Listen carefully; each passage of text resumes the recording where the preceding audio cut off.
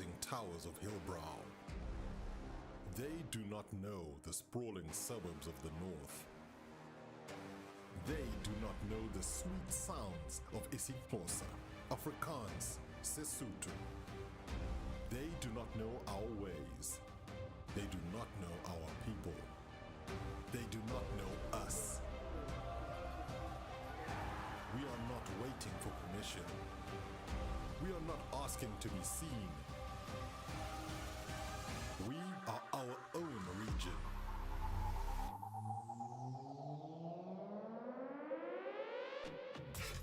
We are SSA, RSC Johannesburg, RSC Nairobi,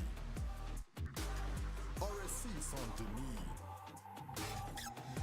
This is not just a league, it is a movement. 4 seasons deep, and we are only just beginning. We train on 200 ping. We grind through blackout. We fight through silence. And we win anyway. This is Sub-Saharan Africa. This is our fight. This is Season 4.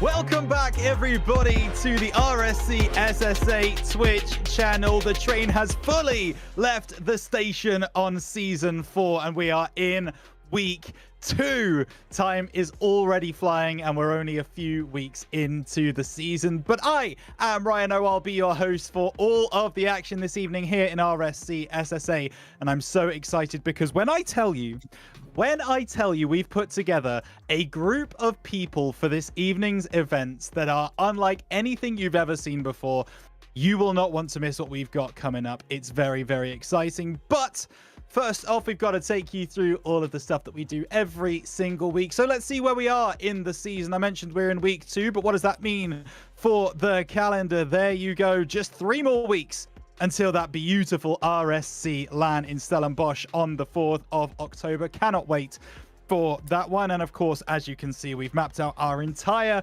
calendar for SSA season number 4 with playoffs coming up at the start of November.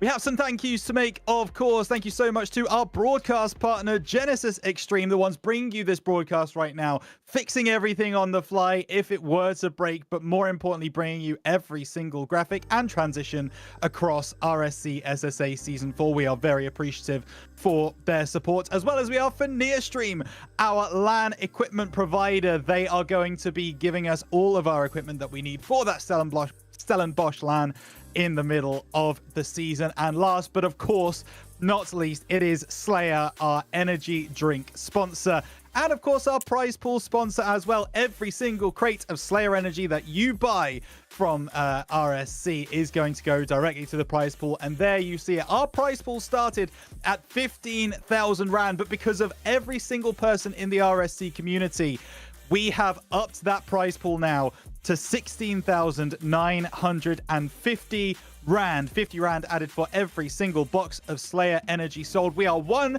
box away from getting across 17,000 Rand, getting 2,000 Rand added to the prize pool from this whole sponsorship. So scan the QR code on the right side of your screen and make sure that you get yourself a box of Slayer SSA only, of course, if you are English like myself. Sadly, that's not available to you, but you know, we'll figure something out in a future season, I have no doubt. Well, there you go. That's everything coming up. And of course, we've got our schedule of the day. It is the 1-0 Azura Nightwalker versus the 0-1 Deathcloud Mist in Prospect as our first game. Second game is the Monarch Queens taking on the Deathcloud Shock in Rival. Then we switch to Master Tier Shadow Abyss versus Ox Gaming Wildebeest. And we finish off tonight with Omnius Rise versus Monarch Jokers. An unbeaten battle. Someone's O has got to go. And I'll tell you something, I'm very excited with the people that we are going to get to watch all of this stuff with, because we have got the casters for the first 2 series of the day. You can see them. You already love them. It's Ultraism and Muzz. Welcome to RSC SSA for the first time this season to both of you. Alt, it's a pleasure to have you back. Welcome. How are you feeling tonight? Man, I'm so excited. I haven't done Rocket League casting since the RLCS, and when you come back to RSC, it's just home. It's everyone from the newbies just trying out their first tournament ever to the best players in the country. And the best part about RSC, you never know who's going to come out the top, the victors here, because of the format of the tournament. Friggin' love this tournament. Let's get going with this. So excited. And of course, Muzz, it's your first stream here back for RSC SSA Season 4 as well. Welcome. Obviously, Altruism just mentioned it there. RSC feels like home to a lot of people. Do you want to just give a bit of a background as to kind of why that is? What is it about RSC SSA that makes it feel so homely? Yeah, thank you, Rhino. Yeah, I mean, of course it's home, right? It's a community-driven, grassroots-based thing. This is the 4th season here. And so, I mean, Bromeo was telling us in the pre-show and in the green room, he spent 4 seasons in Prospect, right? And maybe we all had a giggle there, Rhino. But I think, people want to come back. They want to, play against their buddies. They want to play against their mates. They want to climb up to Elite, to Masters. Maybe they don't. Maybe they do sit 4 seasons in Prospect and they're just having a fun and a jolt, is a South African slang term we like to use, Rhino. But yeah, definitely home for a lot of us. I've even trialed out myself. I'm trying to get Altruism on the field. I don't know if he wants to, but... yeah. You can see his face. I think Muzz has kind of hit the nail on the head there, though. You can spend 4 seasons in Prospect and still be having the best time of your life. It's not like one of those big tournaments where everyone kind of coalesces to that championship Sunday. Here it's a case of your games are still going to be tight and intense, and you can feel elated year after year playing in any of these divisions against people roughly your own skill level and meeting new people. It's great.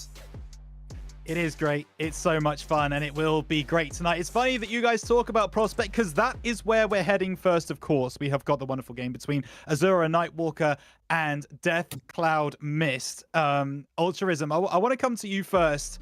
Obviously, it's only week 2. It's a little bit too early to figure out what we're doing here with the actual teams and how they're gelling and all that kind of stuff. But a team going 1-0 in week 1 compared to a team going 0-1 in week 2, that's already a bit of a mental disadvantage for Mist, no? And it's not just 1-0, it's 4-0 in terms of game score. That is a dominant victory. So the Nightwalkers are coming out firing into this. Like you say, you never know. Maybe they just had a slightly easier opposition, or maybe Death Cloud Mist was able to pull things together, just go back and do some reflection there and get themselves tightened up a little bit. So I'm not saying this is certainly a foregone conclusion. It would be way too premature in the season to do that. But certainly Nightwalker could not be off to a better start right now. Absolutely. 4-0, going to be riding that high. But Muzz, if you were the coach, the captain of Death Cloud Mist right now, you lost 3-1 to Omnius Rise last week. Could have been a draw, really could have been if a couple more goals had gone their way. What kind of things are you saying to that team to really get them excited for this week 2 matchup? Yeah, I think just kind of keep the composure. You're early in the season, right? It's week 2, so, you can still kind of build momentum going forward. Right now, I think they've got great players. There's Chaos there, Ikeegs, and so you've got the talent, right? It's just, what does that kind of locker room look like? Bring the lads together, synergy going. What does the communication look like? I think it's always with Prospect. It's that communication and rotations, and how do those look like? Kind of, you consider it 1,100, maybe you've got 1,200 player on your team, and so things like mechanics and worrying about being flashy in the air, you don't have to do it, right? What do the comms look like? What's the synergy look like? Is the team feeling good? Yeah, you came off a bit of a tough loss last week, got to shrug that off. You've got Azura in front of you, very strong team, and yeah, you just got to play players, right? Well, that is going to do it for myself. I will leave you in the very capable hands of Altruism and Muzz. RSC SSA Season 4 Week 2 gets underway in the Prospect tier. It's Azura Nightwalker versus Death Cloud Mist. Good luck, boys. Muzz, you said it yourself. Prospect is not about being flashy. It's about being consistent. It's about the whole team coming together, and a difficult task when you're this early into the season. But we're excited to see this right now. And you mentioned a couple of the names. For me, one of the best things about Prospect is these could very well be the next best players in South Africa, just starting off on this journey. And I mean, how many of these players are we expecting to go the distance? Who's showing some very early talent out of these lineups? Anyone come to mind? played with Chaos, of course. I was trialing for that team. Chaos, of course, is really good. On the other side, you guys have got like Irban and you've got Big Kahuna, right? And these are the star guys. So I want to see what Chaos, he's a 1200 on the one side, Big Kahuna 1200 on the other side. Irban Fenta, obviously been around the RSC scene for a long time, well, 4 seasons worth at least. And so Ultrism, talent on both ends, right? We need to see who's going to step up. That Azura Nightwalker with the 4-0 dub last week, it's scary though. That is huge coming into this right now. And at the end of the day, it's not just, hey, we won a game. It's every one of those things. Taking a clean victory like that, it adds extra points towards it. And the fact that they're sitting now still only 3rd on the league is incredible to me. That means there's a couple of teams still out there showing their proficiency and going, we're ready to sweep this all the way. But at the end of the day, right, week 2 is going to change a lot of that storyline. So what are you looking for out of this game right now? What are the key points? You talked about communication. Sometimes that's difficult to see for a team like this. But what is the defining factor you think going to be between these two guys? I think just close down Azura, right? Whatever that looks like, because I don't know, in Prospect you probably don't play too quick, and if you don't play quick, you can kind of your comms can maybe become slower. You don't make mistakes. Obviously, teams that try rush and play quicker can make more mistakes. In Prospect, we might not see that, but obviously Azura coming off of a big win there, Alt, and Death Cloud, they have to get a victory or a draw here, because as a franchise, when you've got a loss and a draw from last week, now you're looking at overall franchise points. Nice cattail there. And so, I tried. And so Death Cloud, they actually do need big dubs tonight, Alt. We've got both of their series, so. Yeah, I like it. And I like what you say about the pacing, the tempo of this, as we're going to be going into the game in just a couple of seconds. Tempo going to be a big one. Too fast, and you're going to put yourself out of position. You're going to cut off your teammate. You're going to go for inopportune plays. You're going to mess up. Play too slowly, and you give your opponents all the momentum they need to take control of the game. But we have 4 games here in Prospect for us. The Nightwalkers versus the Mist. Both of these love the darkness. Who can shed some light in the RSC here at week number 2? Oh, there is a shot coming down. A nice eye Keegs, though. We did mention a little on the pre-show here. Big Kahuna, though, that 1200 on the side of Azura. Can he get the shot in? Alt is not going to be able to do so. So do have Curry on the other side with, of course, Irban Fenter, one to watch in the Prospect tier. And as this is RSC, of course, everyone gets their own colors for it. And don't you love it? There's highly contrasting purple versus slightly less than purple right now. We're not going to be referring to these by the colors at all. It's just going to have to be a reflection of the players themselves. And right now, Mist under pressure. And Nightwalkers take a great lead after an extended period of pressure. Back and forth across the net. It is Kahuna coming through there. First touch to pass the attacker. Second one past the defender. And 1-0 up is the scoreline. Yeah, and I think if you're Ikeegs, then you're on that near post and you want to be able to stop Big Kahuna. Maybe challenge early, maybe get in the face of him, because they allowed him to get a double touch there. Alt, he played to himself. And, you spoke about kind of slowing the momentum down and just being more comfortable. Well, that's Big Kahuna, right? He's got all the time to himself. Yeah, here he plays again with Curry behind him. And I just think, Azura, they've obviously got, kind of maybe one of the top CMV prospect teams. Yeah, certainly. And you can see the way they're utilizing it. Look how many times Kahuna has been in that right-hand corner looking to pop it out. And the two teammates who might not be as confident in their attack, prepared to sit back and wait. Finally, though, Mist gets a bit of a breakaway coming down towards the Nightwalker net. Second shot coming up just above the crossbar. Desperate dive across from Future Life. And with the demo in the backline, it actually works out for them. And there it is Mr. Tox from Chaos. They're getting a nice little backboard read there. And just a pip past Kahuna. Nice demo as well, taking up Big Kahuna. That's what you got to do, right? You got to blow up that last defender. And we've got one apiece, your ball game on our hands. I love the fact that, while Mist has been pressurized for the first minute and a half, they've only had one look at the other side, but they've made it work. They were able to keep going, and their whole team kind of pushed up there. Chaos and Future Life working well together. They're going to do it again. This one lofting up over the top, takes 2 defenders to get in the way. They've at least managed to stabilize then. Irby into the air, chips it up and over Future Life without a touch, but Chaos manages to cover that baseline. Harry waiting so patiently. He has been omnipotent in that central field. This time, breakaway here comes from Mist. And they've got a shot on the open net. No! Oh, just when you think Mr. can be able to, take the lead there, Alt, Keeg's not getting that shot on, and, that's going to be an awkward one for the team. They're going to have to recover quickly with the Future Life. He's trying to get that floor pinch, can't get past Eben. He does have Curry in the corner here, taken all the way. Nice little cut out there coming up from Keegs, right? Good read. Chaos to send it downfield here. Eben Fenter with the catch. And so almost that opportunity there for Mr. to have taken the lead. Oh, and they still got some presence around here. Chaos quick to the ball, but EB reads that out and dunks it nicely. Still, it breaks back into the hands of Mist, taking it high on the backboard. Kahuna doing a good job of looking down on that. And that's something we don't always see, Muzz, is the ability to take care of that backboard. We see how proficient players are at using that in the higher tiers, but yeah, sometimes a little bit neglected. So certainly a great opportunity. That one pinches out and denied the second touch. It's Big Ben Kahuna for his second goal of the match. Oh man, right? So Curry goes in for the shot there as well. Big Kahuna gets a nice little floor read, gets a second touch for himself there as well. And that's the second time he's been able to score like that. Ultras and plays the ball to himself. He knows that he just needs to keep that momentum driving forward and, confidence in himself. And I think confidence here and prospect here is, how you're going to win half the games. I mean, confidence is going for the double tap on the backboard. Eben there was looking for it. He did a valuable job of it. So he didn't manage to come away with it. But I love to see a team that's feeling good enough about themselves that they're willing to throw a little bit of a risk. Curry and Ailey actually managing to get that around the side. And a second touch skirts it towards the far post as well. But Nightwalkers seem back in the ascendancy right now. They control the first bit of the game. Then there was a resilience from Mist that we weren't expecting. Still, Nightworker with only one goal on the board is not a big enough buffer that they're going to feel comfortable just yet.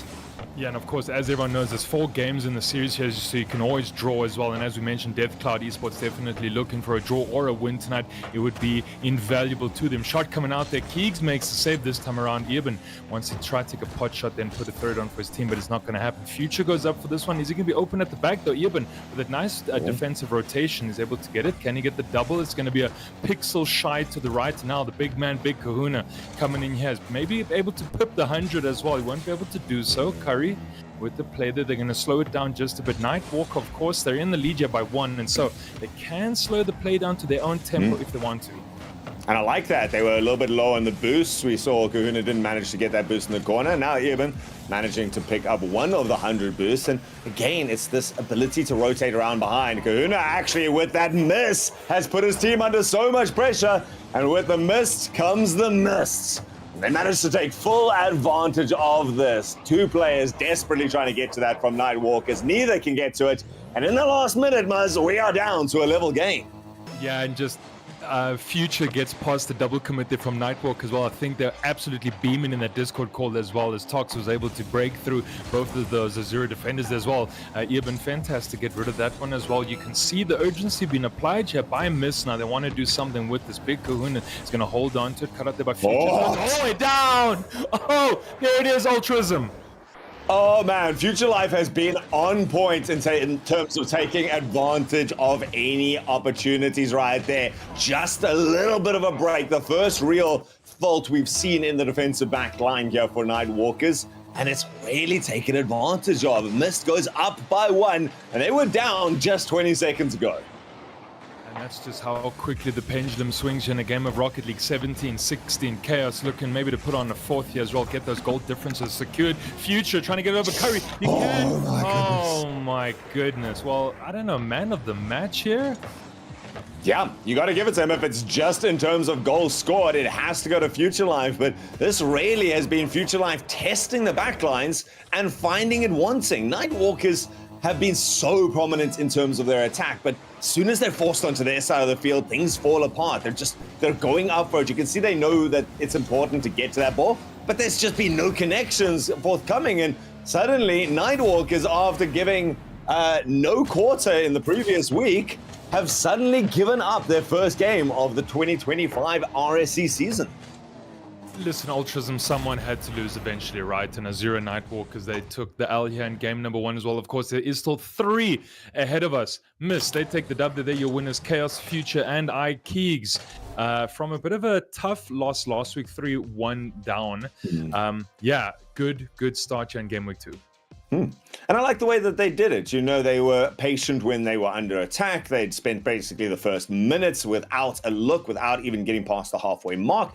And they just held around. You know, first goal goes against them. They maintain that maturity. And they keep going with it. And then when they get their little forays into the other side of the field, they make every single one of them. I think they got 4 out of the 5 times they crossed that halfway mark, ended up in a goal, which is brilliant for them.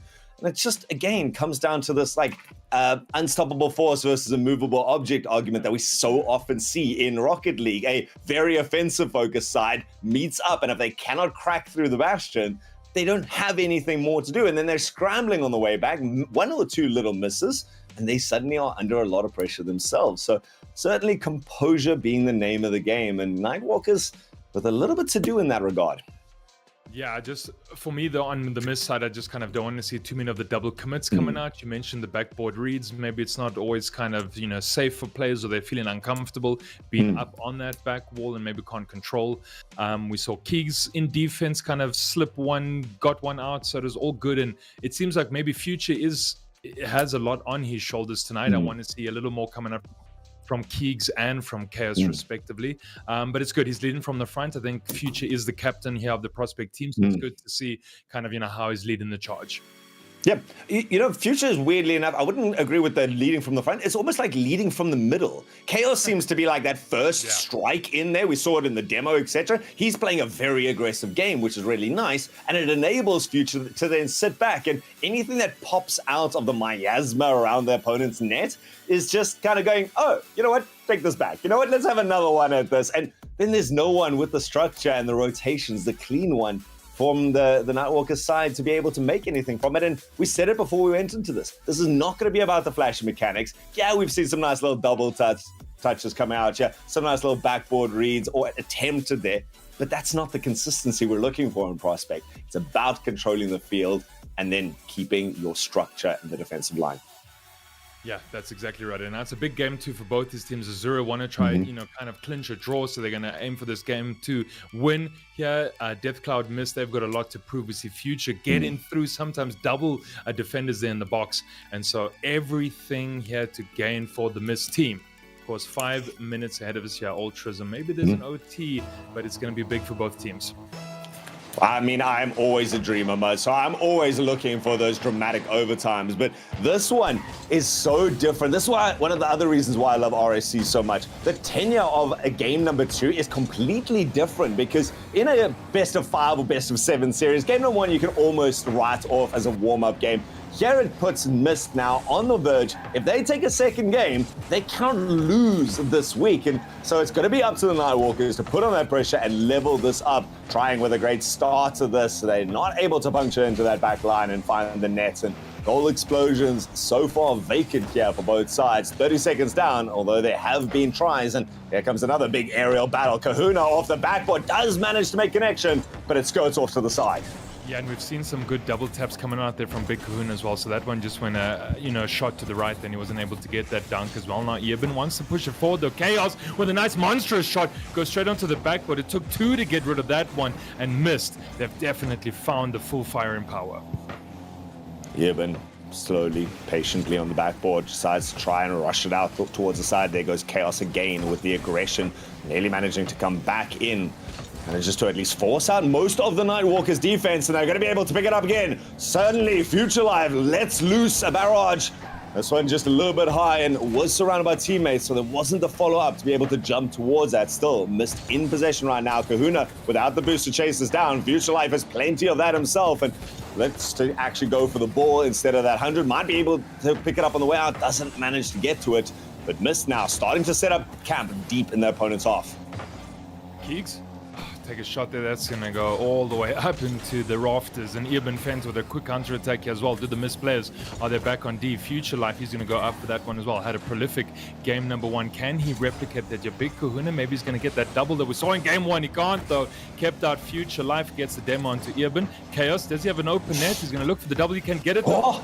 Maybe one more off the back tires, and Ultrism, no goal just yet. Oh, that was close though. I love the idea to go low into that challenge, and nearly pays off there. Denied only by the pixels. Still working together, conglomerating is missed. to be able to get this ball out towards the other side. Curry, though, with too much pace, manages to beat it out. They might have committed a little too much. It's up to Eben to be able to shut this down, and actually finds Curry along the way. So the two of them setting up a nice bit of a push. That one skirts away, and it's up to Ben. He can't get to it. Chaos finds a cheeky little snipe at the halfway mark of this match. Oh my goodness, and is this... I was going to say, is it Eben and Curry that maybe have a bit of an awkward pinch there, but it's Eben and Chaos, and they send that all the way downfield there, coast to coast. Ultras and missed one up on the scoreboard here. They are having a fantastic game, week 2.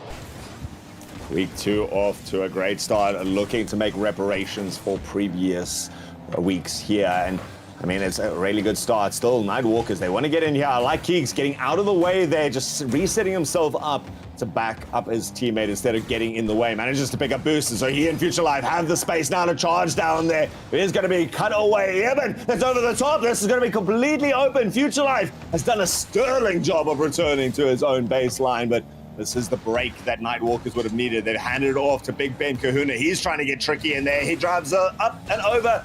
But the patience from Chaos, ironically enough, is all that is needed to put paid to that attempt. Yeah, and hopefully Big Kahuna is not going to be a one-trick pony, right? And Mr. just going to be able to read the plays there. Eben takes a shot, Keegs is to keep it up. Big Kahuna trying to follow up there as well, though. But the Mist boys, they're doing well on defense. Now Chaos doesn't have a player to pass it out to. I thought Keegs was going to be up there in the front, and Big Kahuna wants to get rid of this ball there as well. He's controlling it for the meantime, looking for that floor pinch. Gets a bit of a soft one and awkward. And Future Life, though, with the pickup, maybe he's taking it all the way downfield. Bump onto Eben. It's the second man, though, from Mr. Nice little pop over. Nice little pop over. Chaos gets 2. Oh, I love a play. Again, Future Life kind of being the standout here for the Mist side. He was returning the favor to Chaos from goal number 1 in match number 1, because there it was Chaos removing the last defender, and it was just a consistent bombardment onto the player on the back line. No demo to speak of, but certainly difficult to get involved in the game when you're sent back and back and back. So a quick 1-2 combo here, missed up by a second. Nightwalker still yet to find the board, and suddenly this team that we saw going in here as the favorites, arguably, with a clean sweep after week 1, suddenly sitting 2-0 down with less than 60 seconds, and nearly a third one there. Just Kahuna coming through at the last. Oh man, Chaos can't get so lucky scoring these long field goals. Yeah, Future's going to set it up on the corners, get beaten out there by Eben and Curry. Maybe he's going to be able to pop it up. It's going to go wide into the corner, though. Maybe he's looking to get a pass out, though. But he does have Keegs. No, sorry, it was Chaos that he cut it out, and Chaos again getting it all the way down. And now Curry, he has to scurry back all the way. Chaos, he's going to try and find a man. Future with a nice little angle, though. Doesn't get it, but when you're 2-0 up your ult, I mean, probably don't have to do too much at this rate. Yeah, go for those 50s at that stage. If it pops out, great. You're on your opponent's side of the field. You can look to take a shot. If it goes the wrong way, you've got people behind you that can clean it up. So really nice awareness from Mist, and the whole team working well together. Do like to see Keegs managing to get up into the air, gets a nice pass there. Soft shot from Chaos, just sends it down to Irby, but this is a little academic at this stage. Ball just a touchdown to confirm the second game, and a guaranteed, at worst case scenario, a tie coming out from Mist. Better than last week already, and real big chance or real big impetus here for Nightwalkers to reevaluate what has happened in this game and how is this different from week number 1. You just have to be better than yourself yesterday, Ultrism, isn't it? I like that way, and right now that's certainly the name of the game for Mist, as they are precipitating Chaos and the rest of the squad into this engagement. And I don't know about you, Must. Maybe this is me reading a little bit too much into this, but it does kind of feel like the Nightwalkers are trying a little too hard. That sounds weird, but they're going for the overly ambitious plays. They're doing more work than they need to, really, in the Prospect division. On the other side, Mister's just taking advantage. We've seen people like Kahuna going up for those air dribbles, and then Chaos just sits and sits and sits. Takes one little jump, and that's all the danger, and all the boost of your opponent's wasted now. Yeah, I also think Mist and Death Cloud, respectively, they had a really good preseason, and maybe chat can just, verify that for me. But I think this team is also riding off of a high here, Ultrism. I think the team synergy is great now. Yeah, Azura had a fantastic week 1, but there's probably longevity and legs here in this Mist team, right? And so they've got to figure it out. Of course, there's lots of weeks ahead of us here. If you can win this, maybe 3-1, maybe they go for the full 4-0. I think these Mist lads, there could be a lot of promise here. Yep, they're certainly showing a lot of cohesion as we go into game number 3 is Mist, and they're working so well. I don't think we've seen a single double commit. Yeah, we've seen some jumps. Oh, as I say that, Caster's curse comes true. Big double commit in the center, but Chaos rotating around off the kickoff. Tries for the second touch. It was also there. Keegs on the baseline looking to put in his first goal. Enough pressure for the first time on the side of the Nightwalkers. This one's still not cleared out, and even going to have to do some work. 2 players from Mist, in fact, take a lap around the field, and it's up to Chaos now. It's got to beat Eben, but Eben, without the boost to really work with, hands it off. All right, well, that 30 seconds of regulation already here, 0-0 as we go to the salty seashores and cool roller coasters and everything there in the background. And now we've got Black RSA, he's jumped on, so this obviously then our bench warmer from Nightwalker stepped up here. We're going to see how he plays with the rest of the team. Curry is off for him, and a bit of a scuffle here in the corner here. Chaos and Keegs are trying to get rid of this ball there. Eben Fenter, though, he really wants to get that early goals that we saw from game 1. Just nothing really sticking for the team yet at the moment. Big Kahuna gets up in there. Chaos with the catch. Nice little dink over. He's going to beat that halfway line. A nice bit of a miscom there from the back, and maybe Chaos is going to find a man in the infield. Future. Oh, nothing sticking. It was the right idea, though. After seeing your opponents take each other out of that play, like you say, Nightwalkers, they need to tighten this up a little bit more if they're going to try and draw this series level, because you cannot afford for something like that. Chaos going to add towards that, and in fact has some space in the air. All the boost to work with. Great early challenge comes out here from Eben before it can get too dangerous. But the second one there was not on target. Somehow this ball has not gone in yet. Keegs gonna finally get himself a point, a goal behind his name, but man, this was just a little bit too much consternation here on the Nightwalker backline. They had the opportunities to get this out, and they didn't take advantage of one. And yeah, and just two defenders there from Nightwalker just getting stuck on that line there. Ultrism and Keegs had to actually double back and say this is going to be a freebie. And it really shouldn't have been, right? You should be able to stop those. You got to clear those. You have to make sure that you're coming from that back post and really just clearing that ball. And Keegs is going to take that one here for free. Black running all the way up that right-hand flank. There's a double in for the box of Future and his partner. It's going to be open there, but it's going to go to the right. And so Miss, yeah, they really are just riding this high at the moment.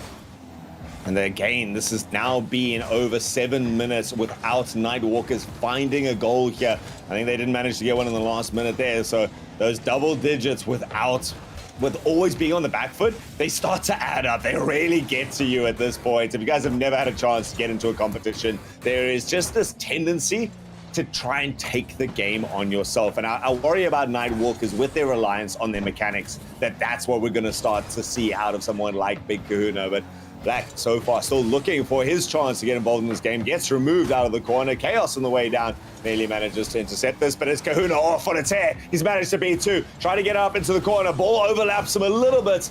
Still manages to find it towards Eben. Not a great pass. Not with any sort of venom behind it. Still follows it up through. Pops it up high. No one here from Mist to chase this down. And the shot is going to come out, forcing a big save from Future Life.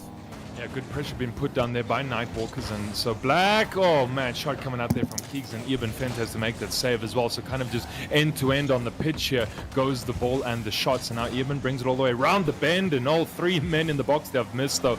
But that was a bit of a dangerous one though, and counter attack here coming in from Mist. Chaos is going to send it all the way down. He's going to snatch the 100 as well. He wants to look for the bump. He plays or gets past Eben Fent though. Big Kahuna has to save that one. Eben can get past Future as well. No one's at the back here. Maybe if there was a bigger pinch around the corner from Big Kahuna, they could have found a second man in to try and get their first goal. Game number 3. Oh, and Keegs makes a daring save. I love that pass back that came out from Big Kahuna. Black was in the perfect position, but it was just Keegs who read that sublimely, managing to get out and forward. Big Ben trying to set up something else. He's once more got Eben this time on the return, but pops it up. That first touch a little too hard. Tries for a second one, lofts it up and over. There was some space there, and 2 players go sailing by here from Nightwalker. Suddenly Chaos with the ability to turn it towards who else but Future Life in the center. That shot just a little wide, but so nicely constructed, and at least it puts some pressure. It turns away Nightwalkers for a second. They're back quickly into the fray. That gets denied out, and the ball scuttles down. 46 seconds left on the board here. Otherwise, Mist gonna take the win for themselves in game number 3. Yeah, incredibly close there. Chaos almost finding a second for the team, and even Fent is going to have to control this one. He does have Black and Big Kahuna there just waiting in case, but Future really just getting in the face of these AZG players. Here, another ball comes down now. Chaos ZA. Oh man, it just shot after shot and kind of just the barrage coming out here from Mist, and it pays dividends.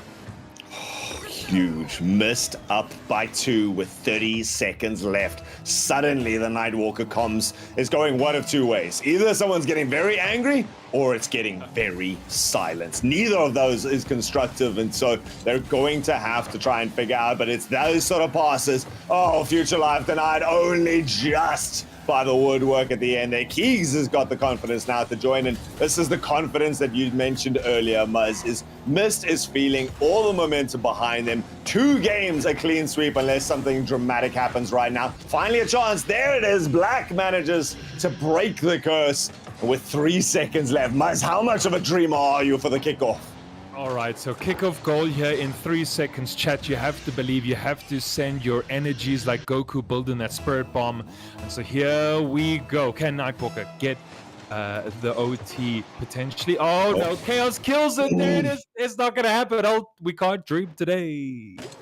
Oh, there it is. 3 games in a row. Mist coming back, turning vengeance on any people who want to stand against them right now. They get themselves up into the top half of the bracket with that win and a great performance, but they're not done just yet. Now, the big question was, is that late goal from the super sub of Black enough to turn around the momentum in this, or is that just the dead cat bounce here from the Nightwalkers? Oh boy, yeah, catch a falling knife, right? I mean, maybe that's the case, Ultras. I think, is Black going to stay on? The first question, let's see. And then, yeah, hopefully the momentum is driven forward. But like you said, Mist is kind of, they're cool and they're making very normal shots, right? Pass the second man, draw out a defender, play, versus Nightwalker maybe playing too many on the mechanics. Can I get the doubles from game 1, which is not happening anymore? And so maybe back to basics for Nightwalker, maybe just kind of play very relaxed Rocket League. You know, I've seen people saying your rank C gameplay and all this nonsense, but we're just having fun. It's Prospect here. Don't take yourself too seriously, but yeah, it's been good. Yeah, guys, this is Prospect. This is where people who have never been in a tournament before come and cut their teeth, really. This is where you come in just to mess around with friends. I'm telling you right now, Bromio's in there, Muzz, you're in there. I would be lucky to make it into Prospect sometimes. And right now, I'm enjoying seeing good Rocket League. And what I really like to see here is it's people who are not relying on the mechanics. They're playing the basics of the game, and they're starting to do them well. Mist has done fantastically with that. Future Life being, of course, the standout that we talk about. But Chaos, I saw it there in chat earlier. This guy's kind of cracked, actually, in the playmaking aspects. Yeah, oh yeah, no, Chaos, someone's like, yeah, he could replace Snowy. I'm like, well, maybe. Okay. It's like, I don't know if that's a stretch, but, you know, I love the optimism. Anyway, so here we are, game 4 as well. Mist might make it a blowout. If you are a believer like Ultrasm and Bromio, it is going to be a big night for Deathcloud. Huge aspect for them. And if I'm not mistaken, they've got themselves 2 fixtures here, right? Yeah, they're going to be coming up after this in the rival series. So they had a previous loss and a tie. So the first win here for Deathcloud to get that entire organization on the board. And they're going to be happy that it is from their juniors, from their Mist division. This game, though, game number 4, the last chance. And this one, dignity, the biggest thing that's on the line. And Aben, he's going to start putting pay. They got themselves the last goal in the previous game. Just less than a minute, they managed to pick up the first one here. Oh, just look at the play there between Evan and Black, right? Black actually pops it up. He beats out Future, and then he just waits to get that little dunk over the last defender there as well. So I actually really like that combo that came out from Nightwalker. And that's kind of the plays you want to see, right? Be a bit silly on the ball, push it up, push it away from defenders, use the physics around you, right? You can bounce it off walls and ceilings and floors, right? Do these things, you can score goals. Do these things and you can score goals. Rocket League is such a simple one. That's why I love Greybeard's comments. His everlasting one of all you need to do is score more goals than your opponents. And I think it's as simple as that, guys. But certainly when you're up against the defensive line that Mist has been putting on, it is difficult to get that. So Nightwalker is going to be happy about that. And finally starting to look a little bit more unified. I do see Black has continued on this roster and starting to link together. But linking together has been Mist's real MO throughout this, and it's certainly going to be the big thing that Nightwalkers is going to at least have to mimic, if not counter. Oh, maybe third man? Okay, so Nightwalker almost close as well. They link the play together. Black again in the play, right? And so our man on the bench coming in and making real contribution here in games 3 and 4 for Azura. And what can we see in the remaining 2 minutes 50 on the clock? Black still holding it. He actually fakes it out. Big Kahuna demo coming out there as well, but it's Future onto Earburn as well. Can someone get a pot shot here? Maybe. Oh no, because Future just rarely waits for them to play, reads it and gets it out. Man, half a second is all that stopped that from being a goal. A quicker reaction there from any of the Nightwalker players, but I mean, they had to adapt to so much. We saw Black try going for it. We saw Kahuna go up for that, and both of them kind of knocked off the ball. Still, Nightwalker's having a great presence here in their opponent's half. Black can actually take it towards the corner, sees the defender coming in, and once more, a bit of physicality comes here to disrupt the plays from Mist. So, nice bit of defensive work here, and again, keeping those rotations out means it's been a long time on their side of the field, but no real big shots coming in anytime soon. This one pops out, Earburn gonna have the chance, but once more, Future Life so quick into the defense. Yeah, and Black just wanted to play to himself as well. Got around the bend. I thought he was going to be able to get the second touch there as well. Wasn't able to do so. You know, got the defender again on that near post, just reading it, seeing what's going to happen as well. Bit of an awkward one coming up from Chaos there as well. No one's quick enough on the Nightwalker team that, as you said, maybe a second faster, and you can be able to score those goals then. So also, I think sometimes opportunities slipping through the hands here of Azura. Yep, and I think this is the big part about what's separated these two teams and why Mist has been able to look so good in this series. Mist has been very efficient when they get down to the other side of the field. In that first game we talked about, it was like 4 out of the 5 attempts that they had on goal. Ooh, Keegs getting a little creative with that one, nearly putting it back into your own net. But it's Mist when they get to the other side of the field. It doesn't always happen, but they start to link up so beautifully, and they got a chance here. Chaos going high, tries to go over the top, actually gets a down pass. It hits 2 pieces of woodwork, and they still get denied the goal. Oh, how much closer do you want? Oh, well, there we go. We said Chaos is good. Chaos could replace other people, and that was a close one. They missed. Maybe looking to lose. Let's see what the case is. Oh, we'll talk about Chaos. Ka-chow. I mean, calculated, I think, is the correct quick chat in this one. Off the 50, off the ceiling. Kahuna trying to come through there, only just finds his way into the bottom corner. And while Nightwalkers were finally starting to look like they were on the home stretch, the final minute clicks over, and it's just 3 seconds into it. No, they've got another chance. Missed. They could actually put pace to this game right here and now. Maybe someone. Someone.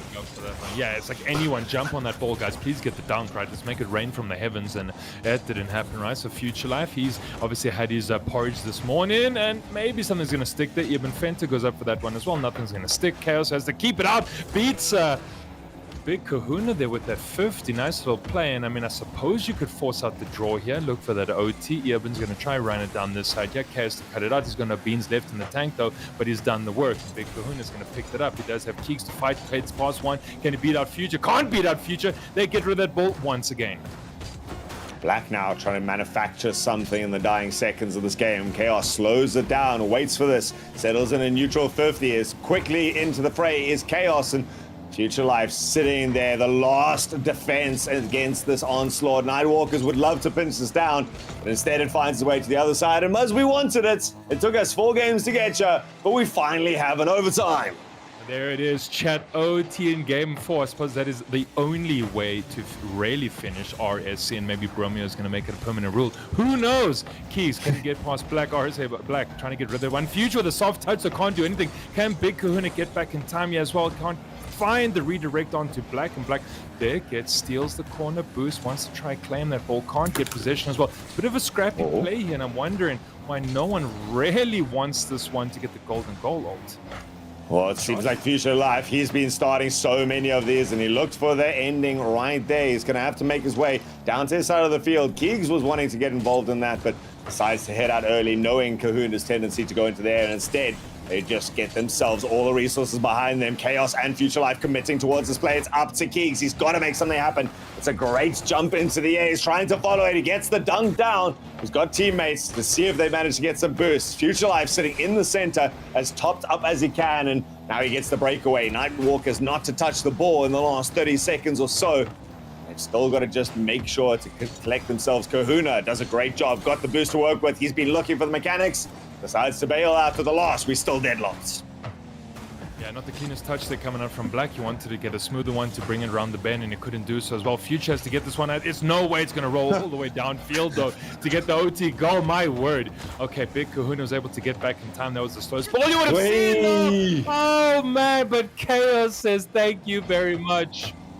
Oh, man, I mean, this just looked like Mist was going to do it for so long. And one of the big deciding factors, Mist, that I think we're going to come back to time and time again, Mist was looking for passes at every opportunity. Nightwalker was looking for goals. And it was Mist who was able to utilize that strategy. Far better one, I have to say, when it comes to this sort of thing. You're playing a three-man game. Utilize everyone. Chaos and Future Life, that 1-2 combo was just devastating at finding the chink in the armor, and Keegs was so reliable to complete that rotational cycle and buy time when it was needed. This was a Mist that is so in contrast to what we saw in week number 1. I absolutely love to see it, and I 100% believe they deserve this series, and what a way to do it, 4-0. And I'm wondering at the end the Ultrism, because like I feel like Nightwalker had the possession, right? It was a pass from Big Kahuna out to Black. Black had the miss on the corner there, and then all of a sudden missed with the control, and they just had a quick counter attack, and that was the game. Split seconds. Yep. And that was so often. I mean, how many of those goals came from like a little cheeky pinch or a little lofted shot? So we're going to bring back in a Rhino. That was a fun game to do, and I'm sure he is smart. Look at that. What a game to watch to start us off for the weekend. Well, I'm pretty sure everyone loved it except for the Nightwalker fans, of course. That was a rough one from them, but so many talking points coming off the back of that game. I want to run a couple by you initially. The first one is, obviously, Mist were actually playing with their lowest CMV player. Keegs coming in with that 1k CMV, lower than their third ranked player, but Ultrism, I actually didn't think that Keegs was missing a step. He looked at home on that server. It was great. You could see, I think there was already that idea going into it that he wasn't going to get super involved in the brawls, but Chaos and their Future Life kind of took that 1-2. But it certainly, he did every bit of the job that he was asked to. It was a case of, be there, we're going to try something out, look at what happens, adapt to the situation, and he was pretty much flawless in that. I think there was maybe like 1 or 2 jumps that he went for that was a little bit shaky on the way, but other than that, there was no clear, obvious moments of, he's cost them the game. Brilliant to be able to bring that in, and fantastic that all 4 of them, I would be terrified to see what this Mist side looks like at full strength then, if that's what their replacement looks like. Yeah, absolutely amazing to see them play as well as they did today. Of course, Muzz, there are obviously more people that we need to talk about on the Mist side. Chaos and Future Life, you guys could not stop saying their names, but I mean, I go back to game number 1. It was a comeback game, really, for Deathbell. They went 1-0 down, they went 2-1 down, but it was Future Life with 4 goals in that first game to really steady the ship and get things going for Mist. Would you say he was the key player for them tonight?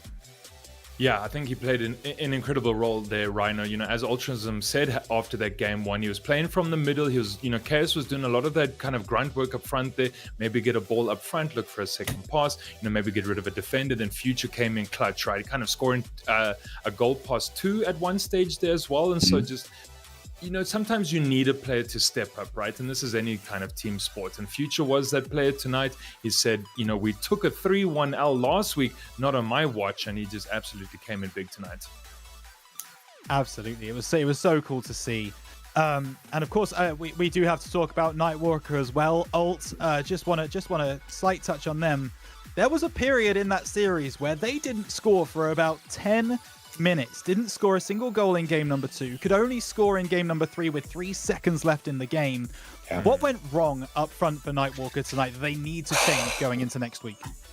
I was very surprised at especially 10 minutes without a goal. When you see what the first minute or minute and a half of game number 1 looked like, they were coming forward all guns blazing. And it just seemed to be, as the series went on, they were maybe dissuaded or they lost a little bit of confidence in their attack. And they started to look for the perfect goal opportunity. They were trying to create this unsavable thing. And whereas Mist just carried on going, we're going to try to find any goal opportunities. It's kind of like that player who dribbles into the goals and you see them, they like hesitate once or twice and they just never fire off at the end of it.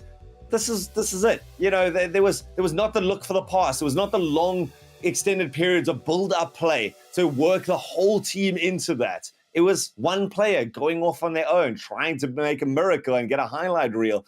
And it's I don't know if that's their style and it just was a rough day for them, or they just were counted out by the consistency of their opponents. I'm not saying that these guys are bad in any way. They are a great team and you can see so much potential in them, but there was just something that didn't click. There was just 3 players on the field, it felt like, as opposed to one team. Yeah, for sure. And I think people are going to agree with that. Muzz, I just want to bring up one more thing on this game, and then we'll take a look at our game number 2 of the evening. But we also have to look on the flip side of that and talk about Mist's defense, the way that they were able to rotate amongst themselves, that communication for a prospect team. I mean, that's so impressive, isn't it? Yeah, of course, right? You know, and this again, the pre-show we spoke about. Is it going to be communications? Is it going to be rotations? You know, what's it going to look like? Yeah, maybe a few double commits here and there, you know, and maybe kind of, are you on back post? Are you not? And of course, this is prospect here. You got to get used to those calls. You got to get used to telling your teammates where you are. But yeah, Rhino, definitely impressive defense though. Definitely saved Mist. We saw the firecracker in game 1 that Nightwalk had come out big Kahuna with those big double taps. But at the end of the day, you know, the longevity here was all in Mist team.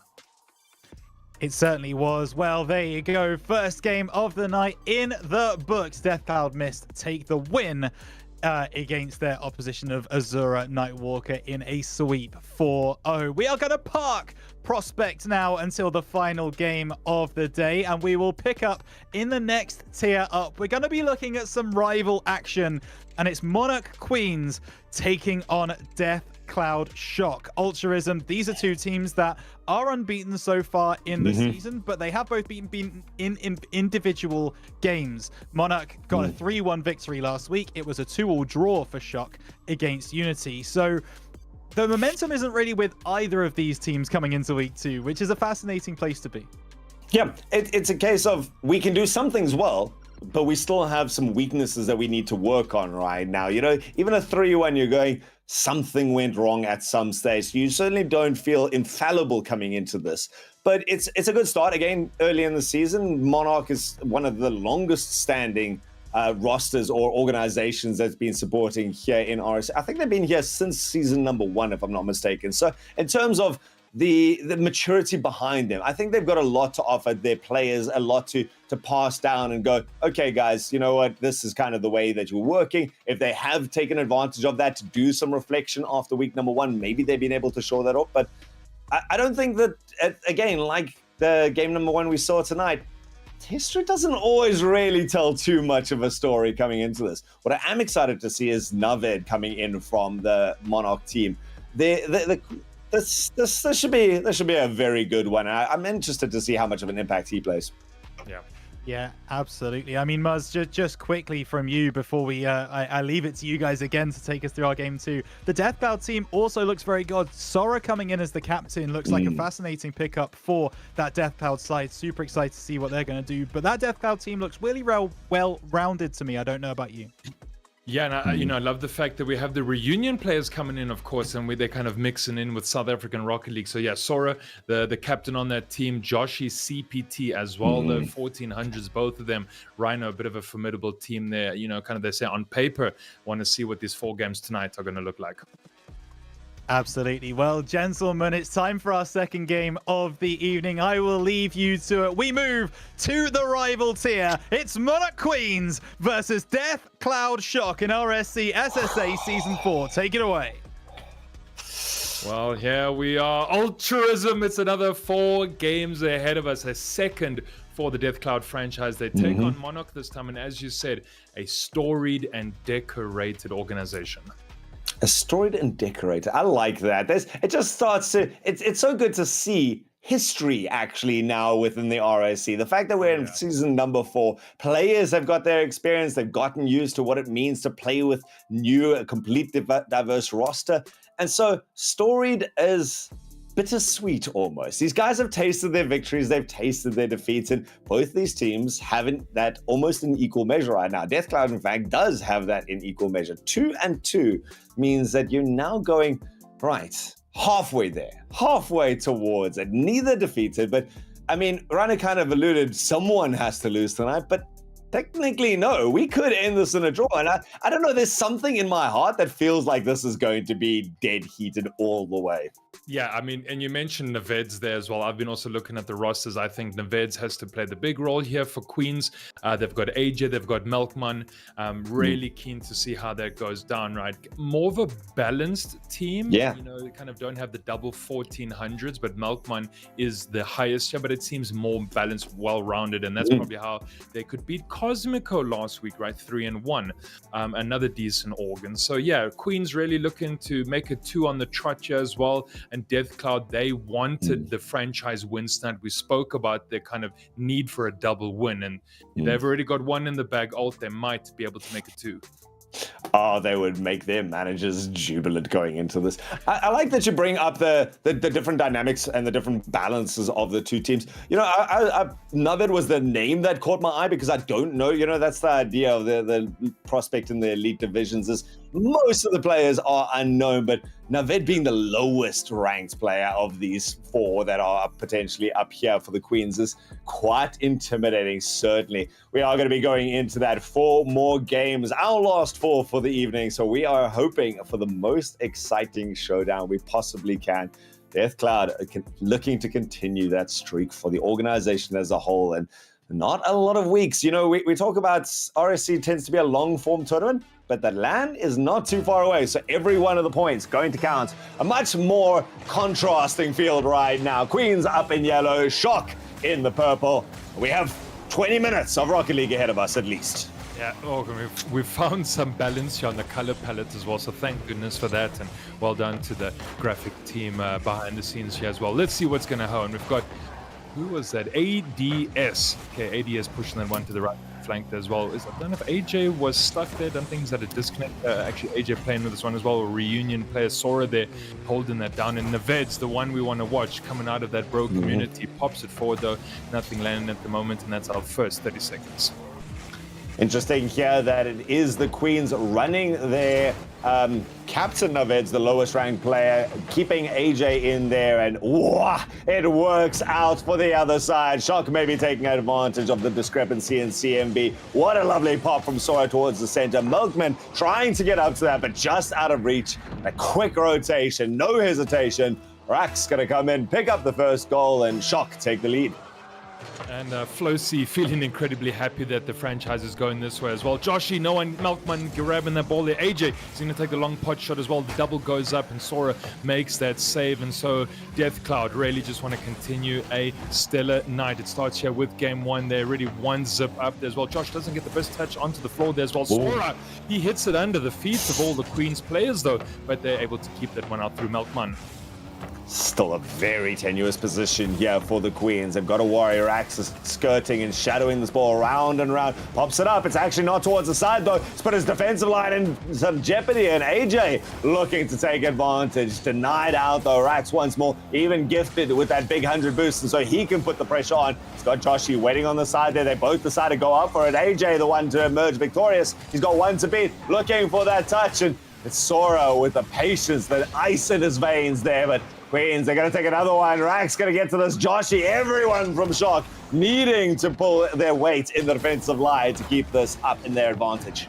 Yeah, everyone's just throwing cars and chassis at the ball at the moment, and Neveds takes the shot. Sora keeping it out, and Sora already with the 3 saves. That's his defensive prowess here for the Shock team, and ball's going here towards the Monarch Queens net as well. Neveds going up for that one. The whole team really trying to keep that out. So much kind of pressure being laid down by the Death Cloud team. Neveds wants to slow this down. Sora gets it over 1, and AJ at the back there. Milkman has to run it up. Rax wants to beat him. AJ gets up for not too much boost though to play. It is a small touch to the corner. Neveds with a slight one. Can anyone grab onto the ball here? Ultrazim, it doesn't seem so. Does not seem so just yet. Queens now get themselves a bit of aerial space to work with. Neveds tries to, I don't know if that was a shot or pass towards the center. Either way, finds vacancy, and instead the Queens now onto the retreat. Oh, Milkman only just keeping that out for now. Rax though, we saw him put that goal number 1 on of some opportunistic snatching. He does the same over here. The threat from the air of Joshy there, flying in over the top. and the Death Star explodes. 2 up here for the Shock. Yeah, and it's always kind of that second man and third man that take opportunities, right? The first man can miss, and how close is your second man to deal with it, right? And so Shock are really doing well on that front, Ultras, and they're just making sure that they're opportunistic and getting those shots in, and it's paying off here. So Rax gets that goal, Sora making the assist. Sora really doing a lot of the work around the pitch and field tonight. Decent save there coming up from Joshy. AJ wants to try get a first for Queens, though, but it's out. Oh man, Deathcloud is having a fantastic night. I don't know what those managers promised these players in the interim between these 2 weeks, but it's doing wonders to buoy up this Shock side as it did with their missed side earlier. So see what's going on now. Now they've got themselves a bit of space. Rax, the third man, snatches the ball away, goes up and follows it with confidence into the air. He's got the first touch, loses control a little bit. Clear's not great, finds it into the side of Milkman, and now Jay has a long way to go in this. Queens battering themselves out just to draw neutral in this fight. Shot. Oh. Milkman wants to try get that squeak it past the near poster, but kept down. Sora really doing so much of the defensive work. I think he's probably got 4 or 5 saves at the moment. We're going to wait for that player card to come up just now. Ultras and Milkman on the corner. They try to get the one out. AJ, they got to slow down this play here. Shock, though, really taking so many opportunities. He had to pepper the net off Queens. Shot coming down there as well. Josh, a bit of a weak one. It's an awkward bounce there onto the floor. And Milkman, they're going to clear this one, but it's not really the best clear in the world. And Sora, he takes the pot shot, though. It just seems to be kind of handed maybe on a silver platter to Shock. Yeah, I mean, the Queens are doing a couple too many of these double commits. We've seen, one is not always going to be taken advantage of, but when you throw in 2, 3, 4, it gives your opponents not just the space that they need to try and take advantage, but also the confidence in it. They're going, okay, let's look for that. Let's maybe wait a little bit more patiently. Let's pin them in time after time, get that noose tightening up a little bit, and that's what Shock has been doing. Now just a time to burn down the clock. 14 seconds left on this. Queens need a last desperate gasp of air. Instead, they're going to be looking as the ball rolls in over the top. Rax picks up his hat trick for the opening game, and sublime way for Shock to take full control of the series. Well, there it is, Rack City. And so Deathcloud Shock, they make it 3. And as you mentioned, the hat-trick coming out from Rax, having a phenomenal game here as well. And well, the franchise and Flocy are incredibly happy at home here as things are going their way. And you said those double commits and kind of just the awkwardness of Queens not really working out for them. They can get into the DC call and just kind of see, what in the next kind of 2-3 minutes can we do? Just kind of regain, get the composure, maybe, not make too many of those mistakes. It just feels like there's a difference in intentionality, I would say, between these two teams right now. We're seeing on the one side, you've got Shock, where they're able to continuously harass each other, push them towards the side or the corner where the ball's a little less dangerous. They're not committing into dives. It's not like straight on challenges where one player is going to come out or it's just going to go to a neutral 50.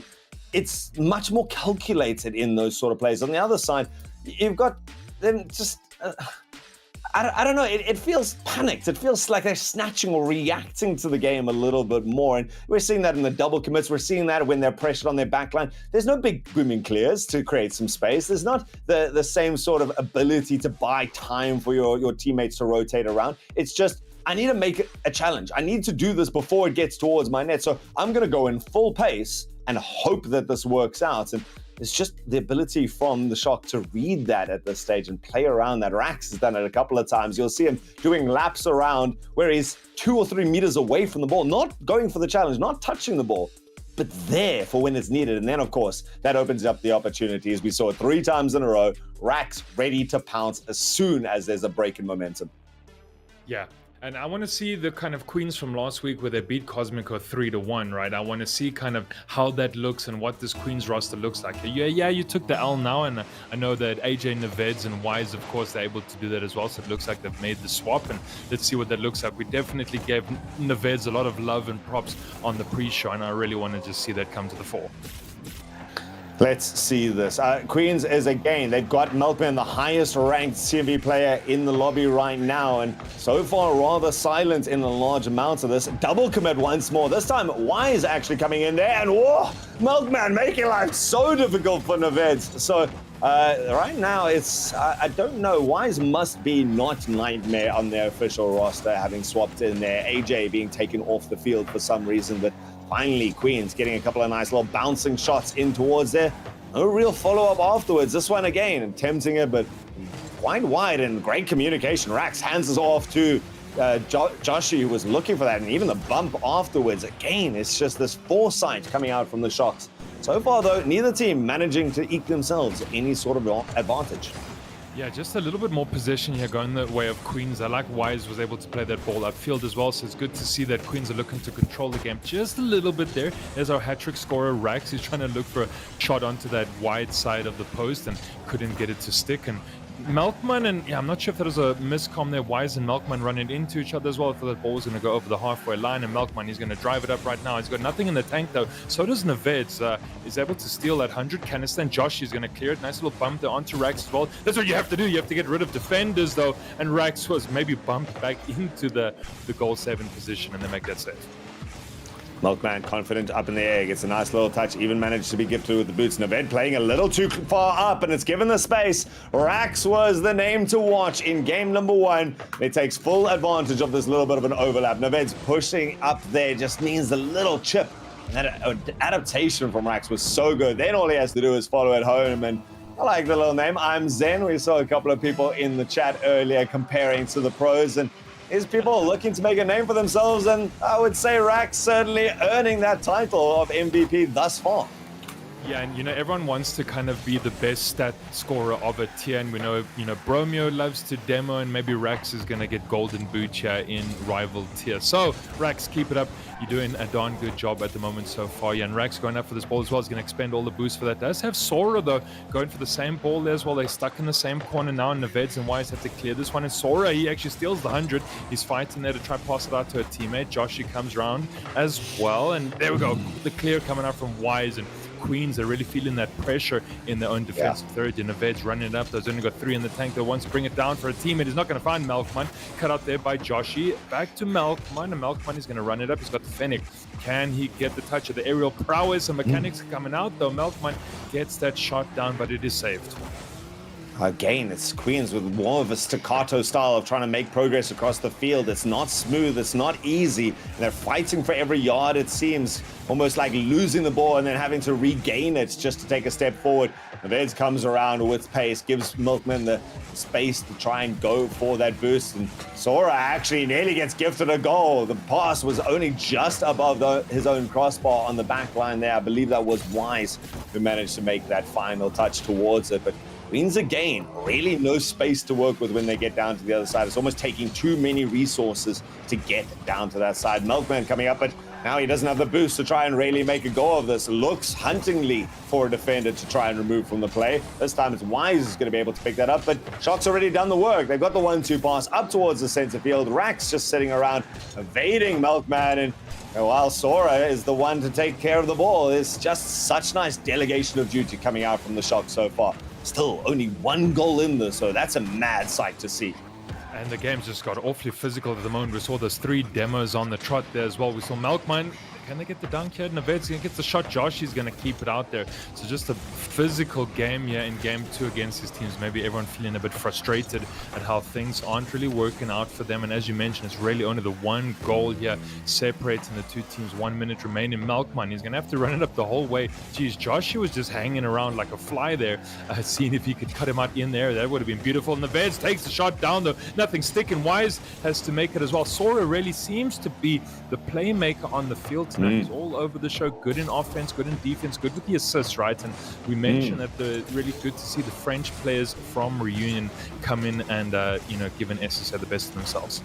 Yep, I mean, we've seen the impact that these Reunion players have in the RLCS on the world stage right now, and doing a great job here in RSC as well. And like you say, just whatever the team needs him to be, Sora is stepping up into that. Double commit now again. Queens had that. Milkman had that all in the back pocket and was waiting for the opportunity to pull the trigger, and his teammate comes and dispossesses him. So again, Queens need to be a little worried. They've got to be more worried about this. Oh, it's just geometry. And instead, Rax, he guides it home at the end. Beautiful there. This first one could have so easily gone in without an answer from Queens, but Sora and Rax, no, that was not a goal steal in case anyone was worrying. That one was bouncing out. That was secured in the best sense. And Shock, they didn't need the second goal with only 5 seconds left, but they're going to be more than happy the big question was 10 minutes and Queens has not found the net. Yeah, haven't found the net, and we saw that in the first series as well. Teams can go those 10 minutes and nothing really kind of happens for them. Ultras, yeah, that combo at the end, Sora and Rax. Rax, hitting that one like a heat-seeking missile, and then I thought, Sora was gonna maybe steal that one. We kind of, bragging about him so much, and he needed to get a goal for himself, and Rax was like, nah, it's not gonna happen, fam. But yeah, anyway, Shock did well. They got the 2-dub win there, Ultrism, and yeah, so there's the draw at least at a minimum. So far, a perfect night. 6 out of 6 games here for Deathcloud. And we saw the chat there. They are all standing up and cheering for their squad. And that's one of the best things, again, about RSC. So many things to love about you, but it brings the community together across the different tiers of this competition. So beautiful way for Deathcloud, and devastating for their oppositions thus far. Going to have to be a lot of work. And I don't know, Muzz, maybe it's cruel to say, or maybe it's premature, but the Queens, out of the 10 minutes we've seen, have not really been playing in the same sort of bracket right now. And I think there's going to be a lot that they need to change in this halftime conversation. Yeah, and there's kind of moments and glimpses where we see them, kind of bringing it together, Ultras, and they're looking for those bump in plays. We see Melkmans chasing a lost defender there. They want to make these plays happen, but it's not always working out for them, right? They don't have the ball in the first place. No one's passing to a player and then getting that bump in play. It's kind of like, let me bump and demo you, but I don't have possession, so what's the point? And yeah, Queens, are they going from Z down to A instead of, A run to Z? And, kind of it's odd. But I really think this, what? How is that kept out at that stage? Ricocheting like a bullet off the top bar. Does manage to get kept out here from the Shock, so they maintain that clean streak up into game number 3 so far. Queens would love to be able to range this back and snatch a draw from the jaws of defeat. Shock still up in the air, confidently going for this, working and passing the ball off perfectly between them, and Queens still finally managing to get a little bit more of a confident clear in the backline. In fact, it's up to Rax. He's only just managing to keep that out. Great pinch comes out from Joshi, and nearly going to be taking that boost. Claims the life of Milkman instead, and they utilize this. They keep going, always getting everything that they can. This ball again dropped down softly, and Queens yet to make a real foray out of their own half. Yeah, and that demo. Again, the physicality from Joshi. Sora goes up as well, maybe looking for the second. Maybe he's going to get the dunk here onto Queens, and Wise has to keep that out as well. So Sora, again, just being kind of everything that Shock need him to be as well. Rax, they're going to get that shot. Wise has to keep it as well. It's going to go all the way downfield. Josh should be able to get the catch, so it's not going to happen. And finally, Queens on the scoreboard. There it is, finally. Like you're saying, look at this. It comes from the big chip from their own backline. Shock have been getting themselves a little bit too confident, and the hubris now costs them. They push up too many players into their opponent's side. Quick little chip, speedy fast, chase down towards the other side of the field. Queens now up on the board. Let's see how well they are able to maintain the lead instead of chasing it. And so they need to try extend the cushion in here, the Queens team. Can they do so? Melkman with that catch there as well, but a big pinch from the Shock team, and so Nevez is going to slow it down here. He's going to run it all the way up the wall, but already the cutout they're coming out from Joshi and Sora on the other side of the pitch. Wise wants to get that touchdown. Rax and the Shock players that just seem to be all over this ball. Just when you think that Queens are trying to build up a bit of momentum and run this ball forward, though, there seems to be a Shock player that's always in their face, right? That's how kind of quick they are on the active defense, and they're far ahead of their defensive third, and Shock are just causing a lot of trouble here for the Monarch team. Catch from Joshi. Melkman has to put it out to the corner, though. Does he have the control, though? You don't want it to be an awkward rebound that goes straight back into the hands of Shock. Downfield, no touch coming out from anyone here. Sora's going to play it, and so again, Queens up by 1. Queens up by 1, but like you say, look how much Queens is having to move the ball around the field right now. Shock, as long as they can buy the time here, and again, the patience comes out. Great flick to challenge the defenders. Well touched, but it's not enough. Oh, Rax, he had a second to make this decision. Picks it up and immediately understanding Noved's going to be coming through there. Wise was already making tracks, and a quarter of a second later, that would not have worked. A quarter of a second earlier, that could have been saved, but It's timed to perfection. Queens now with work to do, and Shock level it up. This is not going to be an easy way to bring the series back into your hands if you're the Queens. And there was also such a nasty flick as well. They come with backs, right? You know, we've seen kind of the aerial plays and we've seen the slow plays and the bumps and everything. And I don't think we've seen too many flicks coming out tonight. And, you know, usually the ones players can get away with those. And yeah, Rax just pulls off a cheeky flick there over Wise and, you know, follows up his own play as well and tries to make sure that it's always going to be a goal. And that's what you like to see at this level. Follow up that ball, make sure it's going to land. Who's going to get backhand defense? White Sora is there as well. No one coming in from Queens, though, to, you know, try pip the open space. And the Veds as well tried then, you know, nothing happening. There was definitely an opportunity there. The Queens, they were denied by the straight shots, but not really the confidence to go for the second play there. And I think that's been a big selling point here for the Sharks, or at least something that they've taken advantage of so well, because the slower you play it, if you're Queens, the more time Sharks is going to be able to get these great rotations time and time again. And then suddenly you're not beating 3 people on a field. You're beating 6 or 7 or 8 as they reinforce time and time again. And now once more, we see Sharks in the driving seat. Milkman with a bit of a breakaway, gets it up high. Rax immediately meets that with confidence, gets the second touch as well. It's all up to Wise. Can you buy the time for your teammates to come back? Or you're going to just try to do it yourself? Nearly gets away with it. He and Milkman have their own attempts, and both of them denied. Pixels shake and reverberate. Still the Queens tenaciously hang around. Oh, and you hate it when the woodwork keeps you out there as well, and just the goalposts are shaking as both have an attempt there. Monarch really wanted to get that second and, you know, kept out by the Shock team in that woodwork. And Rax looking for this ball. Malkman's going to grab it, and Joshi, he's going to grab that 100 and he's going to get it up into the air. Gets past 1. He's got a full tank to be able to take it all the way down. Gets past 2. Can he beat the third defender at the back here? Rax is maybe looking for the shot. It's a pass infield. No one was there as well. Maybe Joshi didn't know if the pass was going to come, though. And that second almost been able to land for Shock. They miss from Neved. Can someone clean this up? Wise grabs it. Rax all the way downfield. Is this going to be? It's going to be. Oh my goodness! Absolute sniper shot from Rax. And this is the thing, Wise had to go out for that ball to try and adapt, and means he doesn't get a nice clear touch. His only opportunity really straight into the waiting hands of Shock, and you've now committed 2 players down that right-hand side. It's all up to the last defender. A step too far forward. They've even got the breakaway once more! Oh my goodness, Rax! I don't know, please chat, can we find out how much this guy plays ones and what his rank is there, because he is able to take this entire field by storm when given half an inch of space. Well, general manager, of course, drafted the team, and, you know, he's feeling good about himself, and he says he knows he picks the best players ever, Altruism. So Flosi feeling comfortable about that one. And yeah, Shock, great win here in game number 3, and Rax really just doing the business as per usual. It should be able to go down here. Queens won't be able to, of course, get the W. 3-1. Just need to wait for this ball to die. They holding it up here. Ultrism, they want a little bit more. Maybe they can do so. Infield pass coming out from Josh. All right, so it's been a tough series for Monarch Queens. I don't know if that just seems way too simple and throwaway.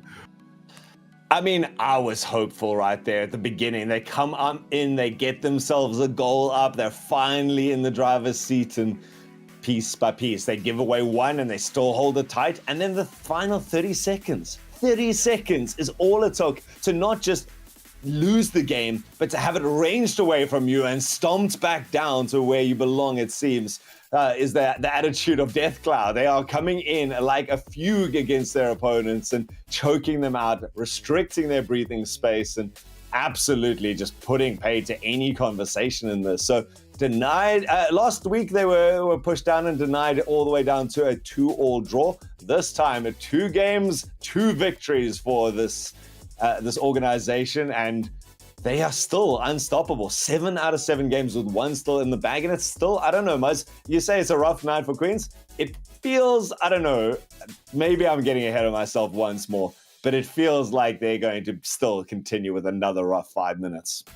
Yeah, you know, it's been a good one. And I know Rhino was asking, you know, is this home? And, you know, how strong is our RSC here community? And it seems like, you know, you can have a rough kind of week last week and then come back and have a fantastic week maybe the team goes back to the drawing board and you do a VOD review quickly and you chat with the lads, and it's just absolutely working out tonight. So this might be another 4-0 for the Death Cloud team, and Shock, 5 minutes ahead of them.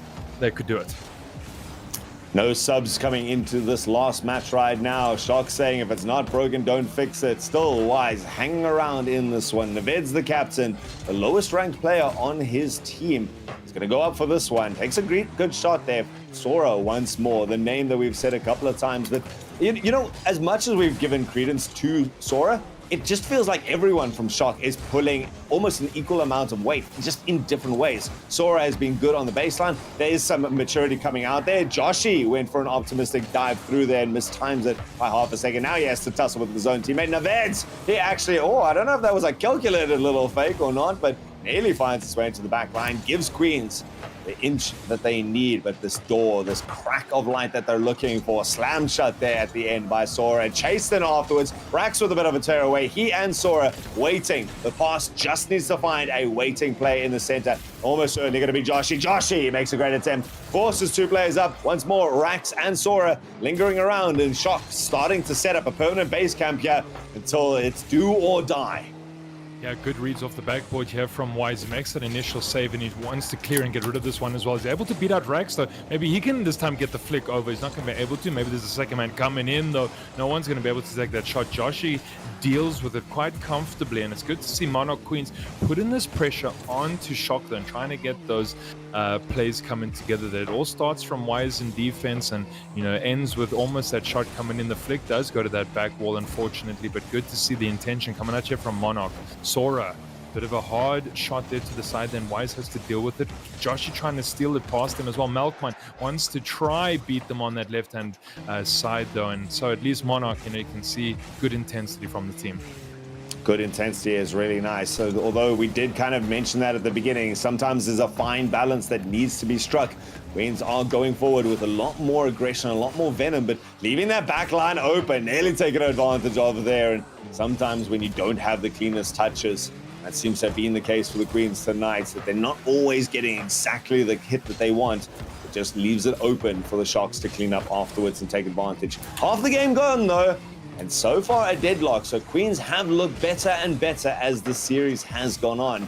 This time, though, would love to at least make sure it's not a clean sweep. Queen sweep. Yeah, a queen sweep, yeah, that works well. As you said in the previous game, 2 goals coming in the last 30 seconds as well. So, everyone kind of bides their time. You got to wear down your opponent and then you have to score. And Wise almost getting the shot on there as well. Naveds wants to take a crack at it. He had the first shot in game 4 as well. Maybe Monarch Queen's able to do so. Can't get on that near post there. And Rax seems like he's good at both defense and offense. And so it's working out for him. Here we go. Rax, let's see. Can you get past one defender? Can you beat Wise? You can't. And Wise keeping him out there as well. Coast to coast, Joshi with the catch there. Just when you think Monarch are going to be able to take game 4 here, we are still 0-0.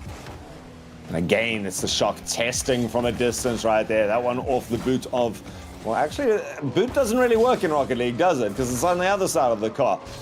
Gets the kick in for the long shot, it seems. And Shock, though, they rebuffed for now. Milkman up into the air. Doesn't get a great touch to find a teammate. And Sora going to be able to come up towards us. Joshi actually cutting across the field. Gets a touch. That is madness. And actually on target. Wise having to get up for that one. Joshi going to go for a second. Pops it out. This is the sort of vision that we've been talking about from Shock the whole time. First one doesn't happen. Second one racks the touch just a bit soft, looking for a bit more for going towards the opponent's net, and it's Queens escape without having to make too much defensive work. Now they get themselves a bit of a chance.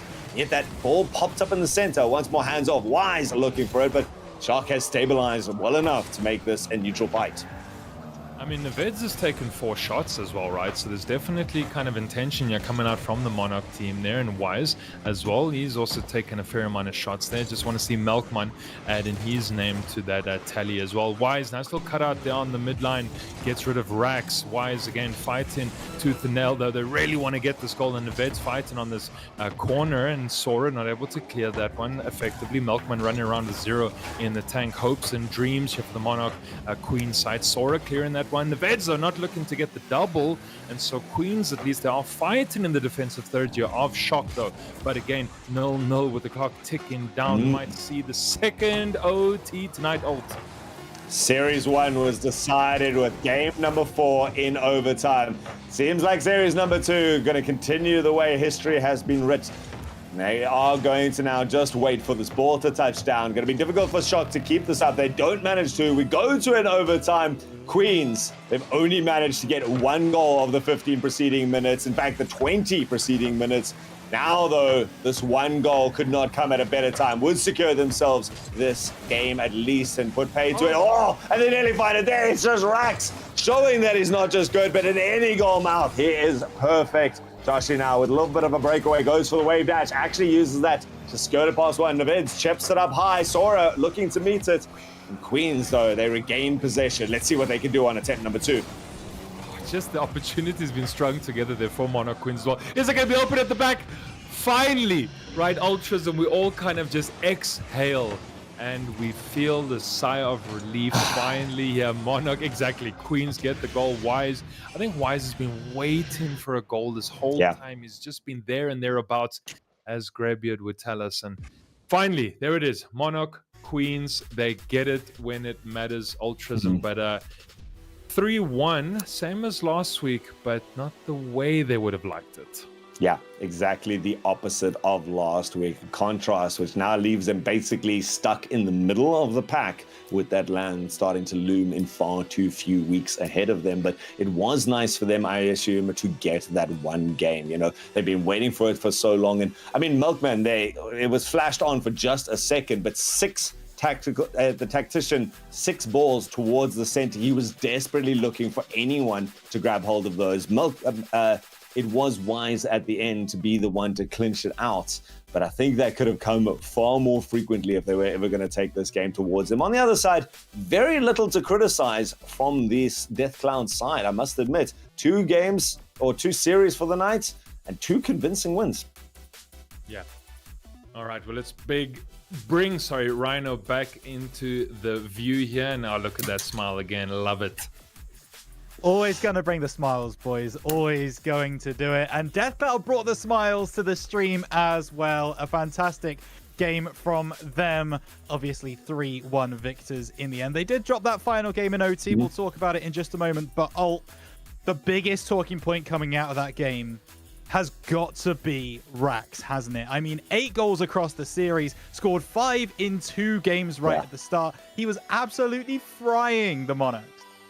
I love to see that. We talk about people who maybe stick around in Prospect for a couple of seasons or here in the Elite Division. I don't think that's the case for Rax. I can see him climbing through this very quickly, starting to join those upper tiers, maybe even Masters in a year or 2. But I mean, what a fantastic performance. And the way he did it as well. He seems to understand all of Rocket League. He had his 3s down where he was getting really nice rotations with his team or following up quickly to their plays. But he also had the 1s mentality where he was not afraid to take the little dribble. That flick was perfect. The whole of Twitch chat, shout out to you guys. I saw that you were just as excited as we were. But I mean, he just played a perfect perfect is maybe a strong word to use, but certainly a great game all round in whatever role he was required. Absolutely thought he was exceptional. Another player I thought was exceptional was actually the Death Cloud captain, Mus, because Sora made sure that Rax had that room downfield by being a rock in defense. Yeah, Sora did a phenomenal job there, Ryan. I think we mentioned already after like game 1 or 2 that there was the Savior medal already from Sora, right? And so just exactly as you say, just rocking defense, just did phenomenal job around the field, just enabled his players. And I think we were saying in Series 1, their Ultrism, that captain, what are we going to see from a captain? And, Sora really kind of put on the big boy pants tonight and yeah, phenomenal job. Decent saves, good assists, kind of just all-round player. They're really just, MVP in my eyes. Yeah, Rax did all the scoring and kind of did the showboating tonight. But yeah, Sora put in that groundwork. Yeah, certainly did. Well, Death Cloud building off their brilliant Prospect game in their rival tier as well. And so were the casters as well. A fantastic shift from Alt and Muzz. Thank you both so much for coming on. We appreciate you. We're going to leave you both to enjoy the rest of your evening now. But We really appreciate you coming on and giving the stream your voices. Thank you both. Oh, it's been a pleasure, man. This game, just too good to watch. I'm going to be going straight to Twitch. I'll see you guys there because the rest of this is RSC, man. We got to be here to support. Love it. Well, there we go. They are out the door. Let me see in Twitch chat your love for Altruism and Muzz. They took some time out their evening to come and give you some quality content. And that's exactly what we got. So thank you very much to both of them. Now, we can recap what has happened so far this evening. So let's go ahead and take a look at that. We started the night down in Prospect tier, and what an outrageous game it was. We had Deathcloud Mist taking on Azura Nightwalker, and it ended up being the Mist that took the victory. There you go. They won it in a sweep 4-0. Had to go to OT in game number 4 to do it, but they did a fantastic job. Meanwhile, in that second game that we've just watched, it was in the rival tier. Monarch Queens taking on Deathcloud Shock, and, well, it certainly was a shock. Monarch Queens coming off the back of a 3-1 victory last week. Well, they can't say the same for this week, going down 3-1 to the Deathcloud team here after they themselves were able to get a draw last week with Unity Bafana Bulls. So we will see how they get on in the future of their respective tournaments, of course. And you can see the game coming up next. We switch to the blue tier, the master tier. It is going to be Shadow Abyss taking on Ox Gaming Wildebeest. And to bring you all of the action for the next 2 games, we have got the wonderful Bromeo and Naori Mizuki for the only person to return for RSC SSA Season 4 so far. Welcome back for your second week. And Bromeo, for the first time this season, welcome to the Thursday stream. How are you feeling? Man, I'm so excited. Like, I say that every time I join. That's just something that I do. And making my camera blurry is apparently also something that I do. So I thought I wasn't wearing my glasses. Yeah, no, because I decided to do fun stuff like that. That's the last time I try and make finger hearts for the stream. Sorry, guys.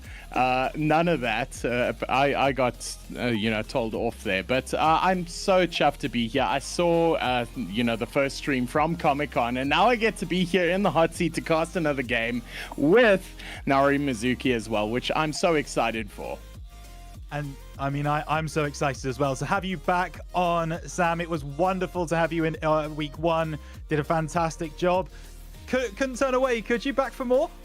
Seems that way. A little starstruck. I get to cast with Bromeo today, so gonna have to be on my best behavior. Either that or I have to make a fool out of him. I haven't decided which yet, so we'll figure out as we go. Man, I can't do finger hearts from here now because I'm just gonna mess up the resolution now. So what am I supposed? So am I supposed to chill back here and just? No, you got to do the Gen Z heart. How do you do this, guys? Yeah, you got it. Yeah, It's that easy. Okay, we're winning. I'm fully on the side of take the mic, Sam, by the way. Just absolutely roast this man.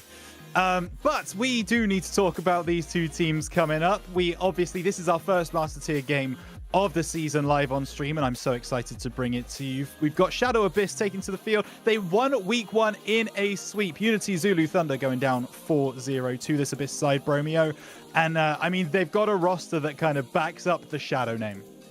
Oh, they do, and it has been a team and a half witnessing what these guys did last week. They put in an inordinate amount of goals. I think they scored 17 goals in their opening game, so that is absolutely massive from this outfit. And then I had to have a look at the team. I had to see who are these Shadow Boys putting in the margins, and I had a look, and their highest rated player is Scruffy, which is good to see him pairing up with Wee Casper. So seeing both of those players, and both of them have very strong top 12, top 16 RLCS action frequently, and pairing up with Mithril and Mojito down below, that's going to be a very strong fighting team. So I'm interested to see how Ox brings it tonight. Yeah, and I'm certain they will as well. Serenity coming in. Of course, it's the battle of the AGMs, really. AGM in Shadow versus AGM in Ox. Serenity gonna be that man to take the captaincy. But Nauri, it's an interesting story with this Ox Gaming side because they didn't actually play their week 1 game. They have not played a game here in RSC SSA yet. Do you think that puts them on the back foot for week 2? I mean, maybe not necessarily for week 2 specifically, but for the season as a whole, certainly. I mean, to not have that extra opportunity to get those extra points and stuff. And we want to talk about storylines about this roster. I would just like to point out that one of their players, Tweaks, Omnius Gaming player. One of their other players, Serenity, Omnius Gaming player. And then later tonight, we're going to be casting some more Omnius Gaming. We'll get to that. But there's going to be a lot of bias in today's cast. So I'm really looking forward to seeing it. I'm hoping that we can have a little bit of a redemption arc from the Wildebeest guys. Absolutely. Well, we'll see if that is to be the case or if Deathcloud are going to take it. But I'm so excited to announce we've got our first Master Tier action of the SSA Season 4. It is going to be Shadow Abyss versus Ox Gaming Wildebeest. Take it away, you two. Oh, well. It is my first time to desk here, but I have been waiting for this since this started. So I'm so happy that our first game is in the Master Tier. So we haven't been treated to this yet. It's sort of like seeing a unicorn come out of nowhere because it's very rarely are we treated to a Master game because those boys' schedules are the worst. So we're now going to be watching a team that hasn't played a league game yet, and we just commented on that. Now Ox Gaming has not played a game, and they're playing against the team who took to the top of the leaderboard and scored a hell of a lot of goals. So I am terrified for Ox Gaming because Shadow Esports is looking so tough, but I'm terrified for Shadow because they haven't seen what Ox has got. I will say, I think maybe this was all part of the plan, right? This is all just, we're giving them handicaps. You know, I say we, but you go with the plan of like, all right, we're going to miss one game. And then that's going to give everybody else a chance because we're just going to absolutely dominate everything. And of course, that's, again, my bias coming through. I will say that, Mercury is our one of our AGMs in the Omnius camp, and obviously one of our Omnius Gaming players on our official team as well. And he so badly wanted to pick Tweaks, and Serenity snatched him out from under us. So Tweaks is a fantastic player, and we got to see some of that action at Comic-Con the other weekend as well. So I'm looking forward to seeing how that's going to culminate here. Obviously, quite a few of these players in the entire season will have played at Comic-Con as well. But it's going to be cool to see, so close to having just played on LAN, just kind of gotten home, settled in. Now you're diving into your next matchup. So there is that pressure of having missed a game, but I think there's also a certain excitement of realizing, I said redemption arc, like, now we really have to pull our socks up. Now we have to be better than maybe we originally would have thought we have to be because we've got to close that gap. Well, we're just seconds away from kickoff, and just one final point. Serenity was the Season 3 MVP for Master. So Ox Gaming, though we have seen nothing from them yet, are packed with quality. We've spoken about Tweaks. We know he's a good player. We've spoken about Serenity. We know he's fantastic. So depending on who they link up with tonight determines how well they'll go against this very much vaunted Shadow Esports team. So we're going to hit the field right now, and I am beside myself. I'm very much looking forward to it as well. You got to think that they're going to try and get their best foot forward and make sure that they've got the best team possible to come up through. And of course, it's going to be Max coming in, and it will be him instantly stealing control of the ball, but it does get snatched back. However, Tweaks is there to intercept. It's a little bit of a back and forth here. On the other hand, Tweaks is just so on top of them, but they can't hold on to that control. Never mind. Oh, the layup is beautiful, and it's Max to just drive it home. Well, here we go. We haven't even told you who's on what side yet. It is Abyss in the charcoal and Wildebeest for Ox Gaming. They are in the red, and they're also in the green. They've scored one goal after, 13 seconds of gameplay. I mean, we knew that they were going to be a pretty strong roster, but were we expecting that? Maybe not. Still early days though, had a little bit of a warm-up here, and for Abyss, we know that they're a very capable team and already going instantly onto the offensive. Oh, Tweaks not able to get any clearance on that one, and Mo from down the field will get that final shot in. Oh, that's so unfortunate. Tweaks getting the touch and also getting the final touch as Abyss get the equalizer. And this game has just got underway. What a treat we are in for tonight. If this 30 seconds is what we've seen so far. So getting the touch against the backboard is Casper. Gets the tiny little psycho, but not the goal. And straight away, it is all out Rocket League. An impressive pressure from both teams here. Neither one really giving much space to the other. Constantly just kind of trying to keep the ball in enemy quarter. And I think this is one of the first times we're seeing it actually move from one half to the other. And despite that, again, that return pressure for denying that ball from getting into the goal. But now up, flying in the sky. Oh, that was a nice little tap there. Hits the trajectory a little bit and causes a bit of a reset. Well, here we go. Tweaks coming now, trying to get the touchdown. Ends with a fake, though, and this could be Scruffy on the counter. Blocked there by Max. And a clear off the line means that Villibius are surviving this shadow attack, but shot coming in there by Casper. Happy to take the backboard once again, steal the back boost, and assert some field presence, as this is a 4-game series. There's no best of 3. There's no best of 5. We play 4 games no matter what, and Casper trying to go in for the bump. He gets it, but cleared out there by Serenity. Yeah, these tiny little back taps that just stop the ball's momentum in its tracks, and then Serenity just right on top of that goalpost, constantly making sure that it cannot actually get its way in. But I mentioned it, right? This pressure just continues to be a mounting problem. There's been some really good boost control though, so Villibies continue to answer back and deny that space. Finally, we'll get a little bit of space across the pitch here, try to get that ball a little bit closer to the enemy goal, but much like Villibius, Abyss will not be deterred. They're not deterred at all, and approaching the halfway mark of this first game, we're seeing a 1-all scoreline, and I think as far as things go, that's a boom on the line. This could be dangerous. It is. Max picks up the goal number 2 for Villibius. Bro, what's the opposite of a layup? That's an alley-oop. There you go. Beautiful. Oh, and it was just the lightest touch, just feather light. You got to hit it in just the right time, just the right angle. And it's a beautiful goal there to put Villibius back into the lead here. And very early control taken by Tweaks. Tried to get it snagged away, but Tweaks does manage to keep that control for that little bit longer. They're right in the goal. There's no way. Okay. Oh, no, the enemy. Oh, that's devastation. God. Can you imagine making the save? Casper gets it off the line, but gets dunked by Max. Max picking up his brace now, and he will be happy with that, as Villibius now 3-1, and they're starting to find themselves a little bit of breathing room.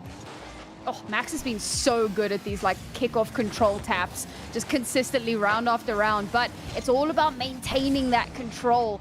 However, with the 2 very quick succession goals we've had so far from Villibius in the last few seconds, and looking to try to make that one a third, as Abyss very much on the back foot here. Have to play a very heavy defensive line. Now finally, they'll start moving their way over, but there are players in goal. Good rotations as well from the Villibius players to make sure that there's somebody around at all times. They're going to keep every inch of this pitch covered. Well, Casper now trying to cover the backboard, plays the pass down, but nobody to receive it. Meaning Scruffy forced onto the defense. Now they haven't had the strongest start, and they'll look to respond here in kind. He dribbles one, gets the pass off, gets the bump, but Tweaks, the much vaunted player here, now forced onto defense. Can they get it in? And yes, they do. Mo picking it up. This is the definition of squeezed it in. Look at that. Just the whole point of this was just to keep the momentum as slow as possible so that the ball could just drift its way down and get nudged in at the final moment. 1.5 minutes left here. Villibius still have control for now, but Abyss showing a lot of really good signs early on here. So the possibility of an equalizer certainly on the horizon if they can just keep that pressure up that little bit more, force Villibius onto the back foot. But again, these intercepts have just been so strong. They have been indeed, and so much of this game has been fought with the 50 they have attacked. They have countered, and so far there is only one goal separating both of these teams so far. So Scruffy's going to try and take it in the corner. He gets dispossessed. That is a goal by Max, and that will count as a defensive error. Am I tripping? Has Max gotten every single one of the goals so far? I think he's picked up 3 goals that I've seen, so I'm not sure if he's picked up all 4. That's insane. Max has just been on fire. We're talking about who's that third man going to be, and well, he has stepped up. They certainly chose the right person for the job. Once again, ball intercepted, handed over to Serenity. Serenity passes down to Tweaks. The goal's wide open. It's the freest goal of their lives. What a flick there. I honestly didn't know what was going here. Tweaks was happy to take it. It was going to roll. He gets the flick. It almost hit the crossbar, and that would have been a little bit sticky to get out of. But what it does mean now is Villabius are 3 goals ahead. So Serenity picking up into the middle now. Tweaks not getting the touch across, and you'll see Abyss. They need to counter, and they'll want to do it pretty soon because every single game counts. In RSC, you get a point for every win. And that is all that matters. So there is no wasted goals. There are no dead rubber games. So Villabius are up for now, but 30 seconds left on the clock. Oh man, these little baby taps that just deny the momentum have been so good to watch. And as it looks like it's maybe going to be Abyss getting another goal here. Max again in the way, stopping that momentum twice in a row on them constantly with just under 10 seconds remaining. And now it's going to turn into that game of volleyball. Can we get that ball down to ground in the final moments? And yes, they do indeed. A 3-point lead at the end of the game. Villabius take the first 5-2. Well, how about that? What an opening game we've witnessed, and Abyss getting blitzed by an Ox attack that we didn't see coming because they haven't played a game yet. Yeah, I mean, that was the big question, right? Like, what is this going to look like? And you were saying that it could be a bit of a concern for Abyss, having not had an opportunity to see, to be able to kind of check and see what this might look like. But they've got to be at least familiar with the more, prominent players in the scene. And they've got to be aware that, okay, it's going to be tough no matter how you look at it. So not the same crazy 17-goal type of shenanigan, or, well, I suppose it could still amount to that. But it definitely did feel like the Villabius had the upper hand for most of that game. And well, a 3-round lead certainly does go to show that. But every game is its own arena. Every match is its own battlefield, and anything can change from game to game. So I'm looking forward to seeing what the second game is going to look like. I think that Abyss is going to have a lot to say for themselves after what I think is, for many, maybe a very surprising one-sided defeat. Well, not surprising to chat, because according to them, 71% of chat thought Ox was going to take this game. And according to the first game, they might not be wrong. So here we are, heading into game number 2 of this 4-game series, and it's a fresh slate for both. And this time around, it's not Villabius that gets the control. Scarra is able to get a lot of that early control here. Now they're playing very dangerously in their opponent's half, trying to get space, trying to find some momentum. But again, Villabius on them like flies on leftover Breitvlees, just not allowing any of that space. But where's the follow-up? There's unfortunately no teammate there to try to bounce off of. Now they're all in position. They're trying to find that momentum, but Villabius has snatched the ball away and have moved over to the other side of the pitch. I feel like there's a problem with that analogy because there's no such thing as leftover Bry meat. So, Yeah. Bearing that in mind, Casper going to take it up the field, force it into the corner. Can he get the third touch to get it over Mo? Putting it down to the middle and quickly on the counter now. Max going to try and touch it through. They pick up the mid boost. Tweaks puts it through, but a very good scramble defense here by Abyss means they survive the early onslaught. 1 minute left. 1 minute off the clock so far. And Tweaks gonna take it off the ceiling now. He gets the first beat, gets the second touch. Can they squeeze it over like they did last game? No, they can't. And Abyss still on the defense though. Yeah, much stronger defense that we're seeing out of them this time around. We had a really strong attack earlier and lots of pressure laid up, but Villabius were just consistently getting those goals through the cracks. This time around, however, Abyss are kind of tightening that line a lot more. However, oh my god, it bounces off! Oh, the it's devastating, and a beautiful boost there to get the ball as far away as humanly possible. What could have been an opening goal for Villabius goes completely awry. Ooh, Villabius now on the defense. Max forcing the pass through to Tweaks, gets the clear, and Casper alone at the back is going to defend against Serenity now. Gets the 50, but Max plays the shot in. Mo reading it. Casper now just needs to get a good redirect, but Tweaks with some heroics on the line saves it away, and Villabius surviving in an Abyss attack. Well, they continue to attack. They're not letting up at all. Villabius trying desperately to move that ball onto the other side of the pitch, but Abyss are constantly kind of in the way. So now they've got that control back in their hands. I'm going to start moving back over the demo. Opens up a little bit of space here, but Tweaks is in a perfect position to stop that momentum. However, instantly stolen back. It's laid out, bounces off again. And again, another goal is denied. Control flips back over to Villabius, but Casper to steal it back. What a series this has been so far. Villabius launching attack after attack against this resolute Abyss defense. And so far, Scruffy passing down to the middle. Casper getting the pop up into the air, and it's now going to be Tweaks. We're going to read it off the corner. Doesn't get the touch. Could have been dangerous, but Casper, his experience showing, calmly clears it out, returns it to the Villabius side, and returns some attacking intent. Now Scruffy getting the touch. He's going to try a flick, takes the 50 instead. Mo now 50ing that one up. This has been such a closely contested game so far. It has been a game of inches. Well, inches is as good as a mile, they say. In this case, maybe not. There's no way. Oh my goodness, bro. Every time I see no one in the goal, I have a slight panic attack. But there you go. We started to clear some movement over towards the Abyss half. And there it is. Beautiful. Bounces off the opponent's head. And Tweaks will snag that final shot. And we'll finally have our first goal of the second game. Took us a bit of a minute to get here. Minute or two. But we got there in the end.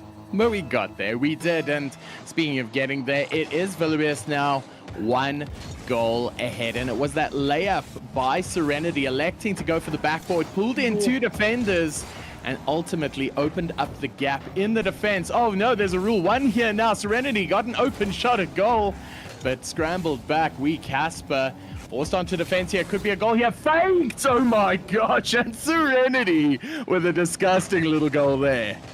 I'll be real, I didn't know you could dribble in Rocket League. That's fantastic. Well, now you know. Fancy wheel work? There's no feet.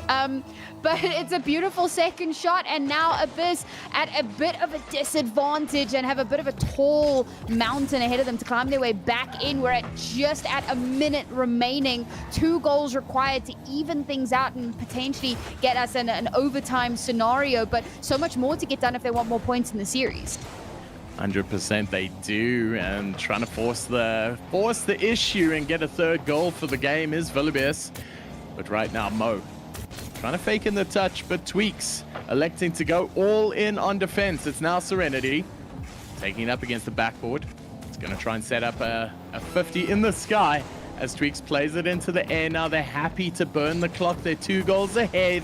They do not mind. Now Serenity taking it to the side, and that's what they're going to do for the remainder of this game. They're going to try and get as much off the clock as possible, because they know the longer they keep Abyss away, the better chances they score. But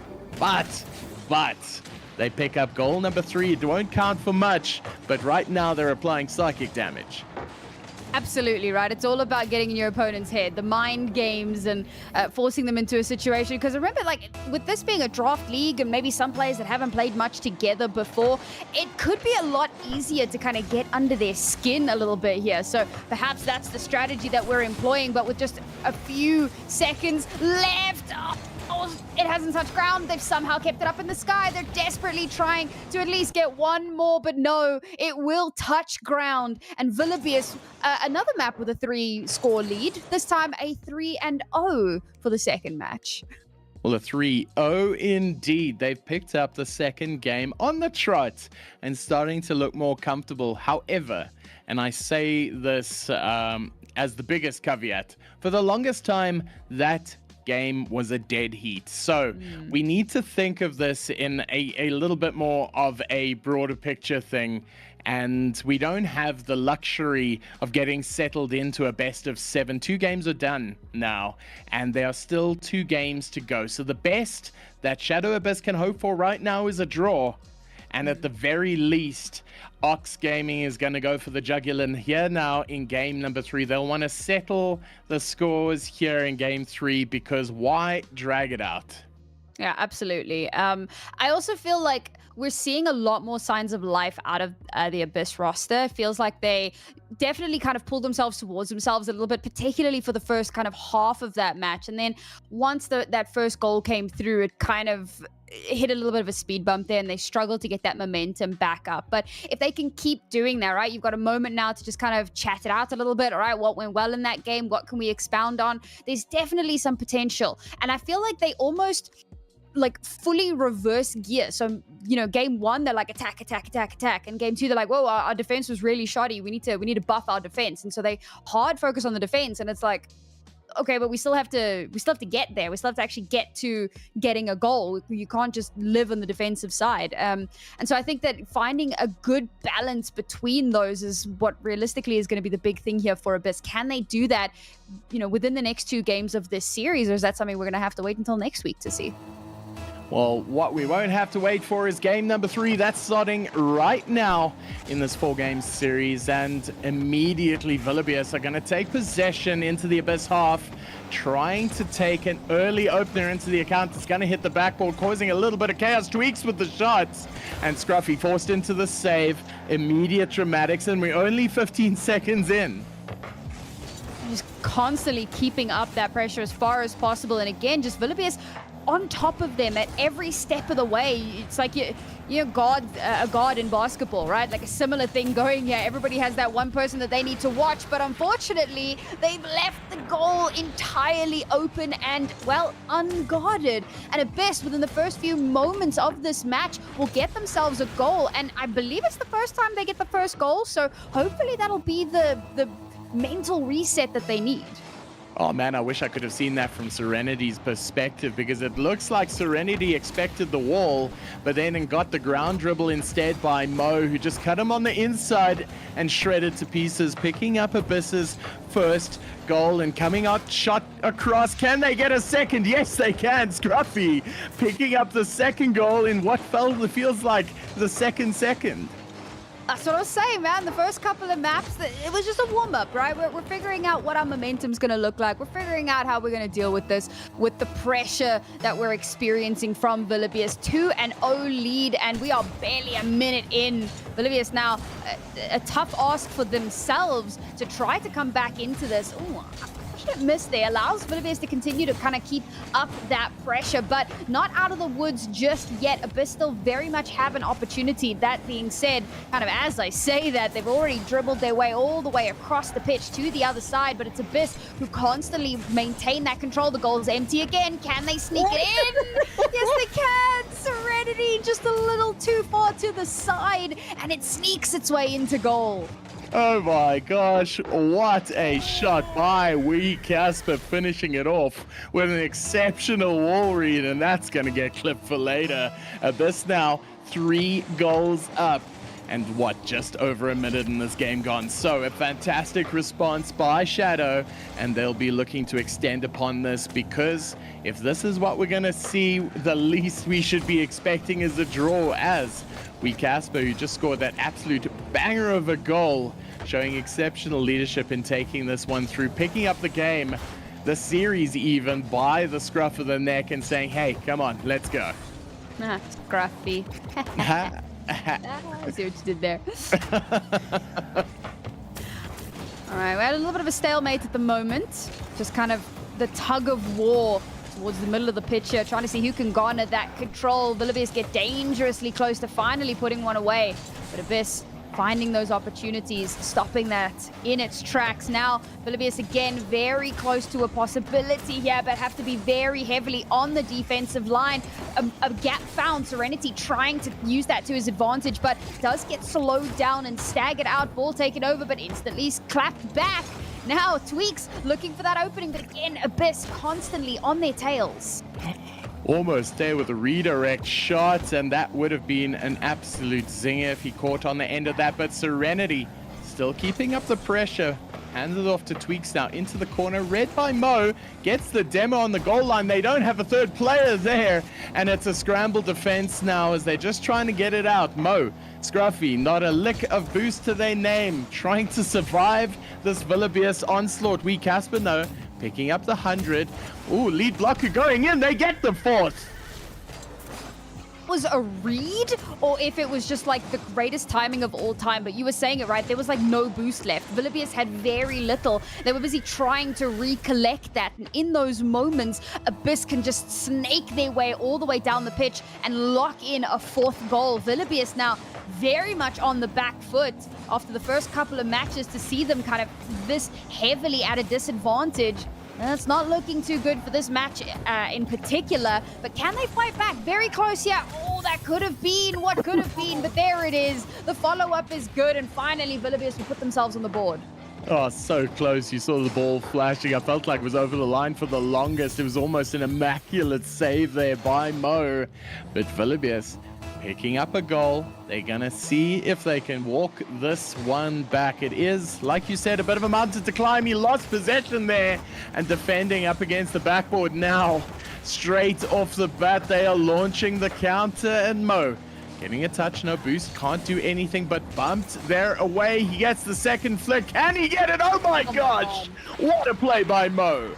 Oh, and Villabius just like walked straight out of the goal. That's the worst part. I feel like they're getting in their own heads a little bit. They're like, all right, guys, the best defense is a good offense. And unfortunately, it's just not working out for them. They're trying to get in Abyss's faces, and you give them half an opportunity. Well, they're absolutely going to take that into hand. Now, the kick up into the next one, 1.5 minutes remaining here. Took a little bit of a, moment or two to actually get some control for either one of these teams, but looks like Villabius might just have a strong opportunity. But there you go, lots of support in goal, so not going to be allowed to get that extra point here. And Abyss will start dribbling their way back down the field, but quickly returned into Villabius's hands. Now they need to try and move back across the pitch. They do indeed. Shot coming through here. Serenity trying to get the touchdown because they need to walk a few back. If they want to do it, they need to do it now. But on the side against an Abyss team where you have Casper scoring the skill shots, Mo coming in like a wrecking ball, and Scruffy just linking it all together here, playing off the passing shot to Casper. This is an outfit that looks reinvigorated, rejuvenated, even heading into this game number 4. They are going to pick up the dub here unless something absolutely crazy happens. And I think as far as series go, it's the best thing to happen. Yeah, I think this was a really, really important one for Abyss to do well in. And I think, again, it's not just about finding your own momentum, but it's also about you haven't seen these guys playing, at least not in this exact 3-person lineup. So you're not 100% sure of how they're going to be playing and what positionings they're going to be taking and what that pressure is going to be looking like. So sometimes it takes you a moment or two. Lost second goal there. Does it really matter? Not really, but it was flashy.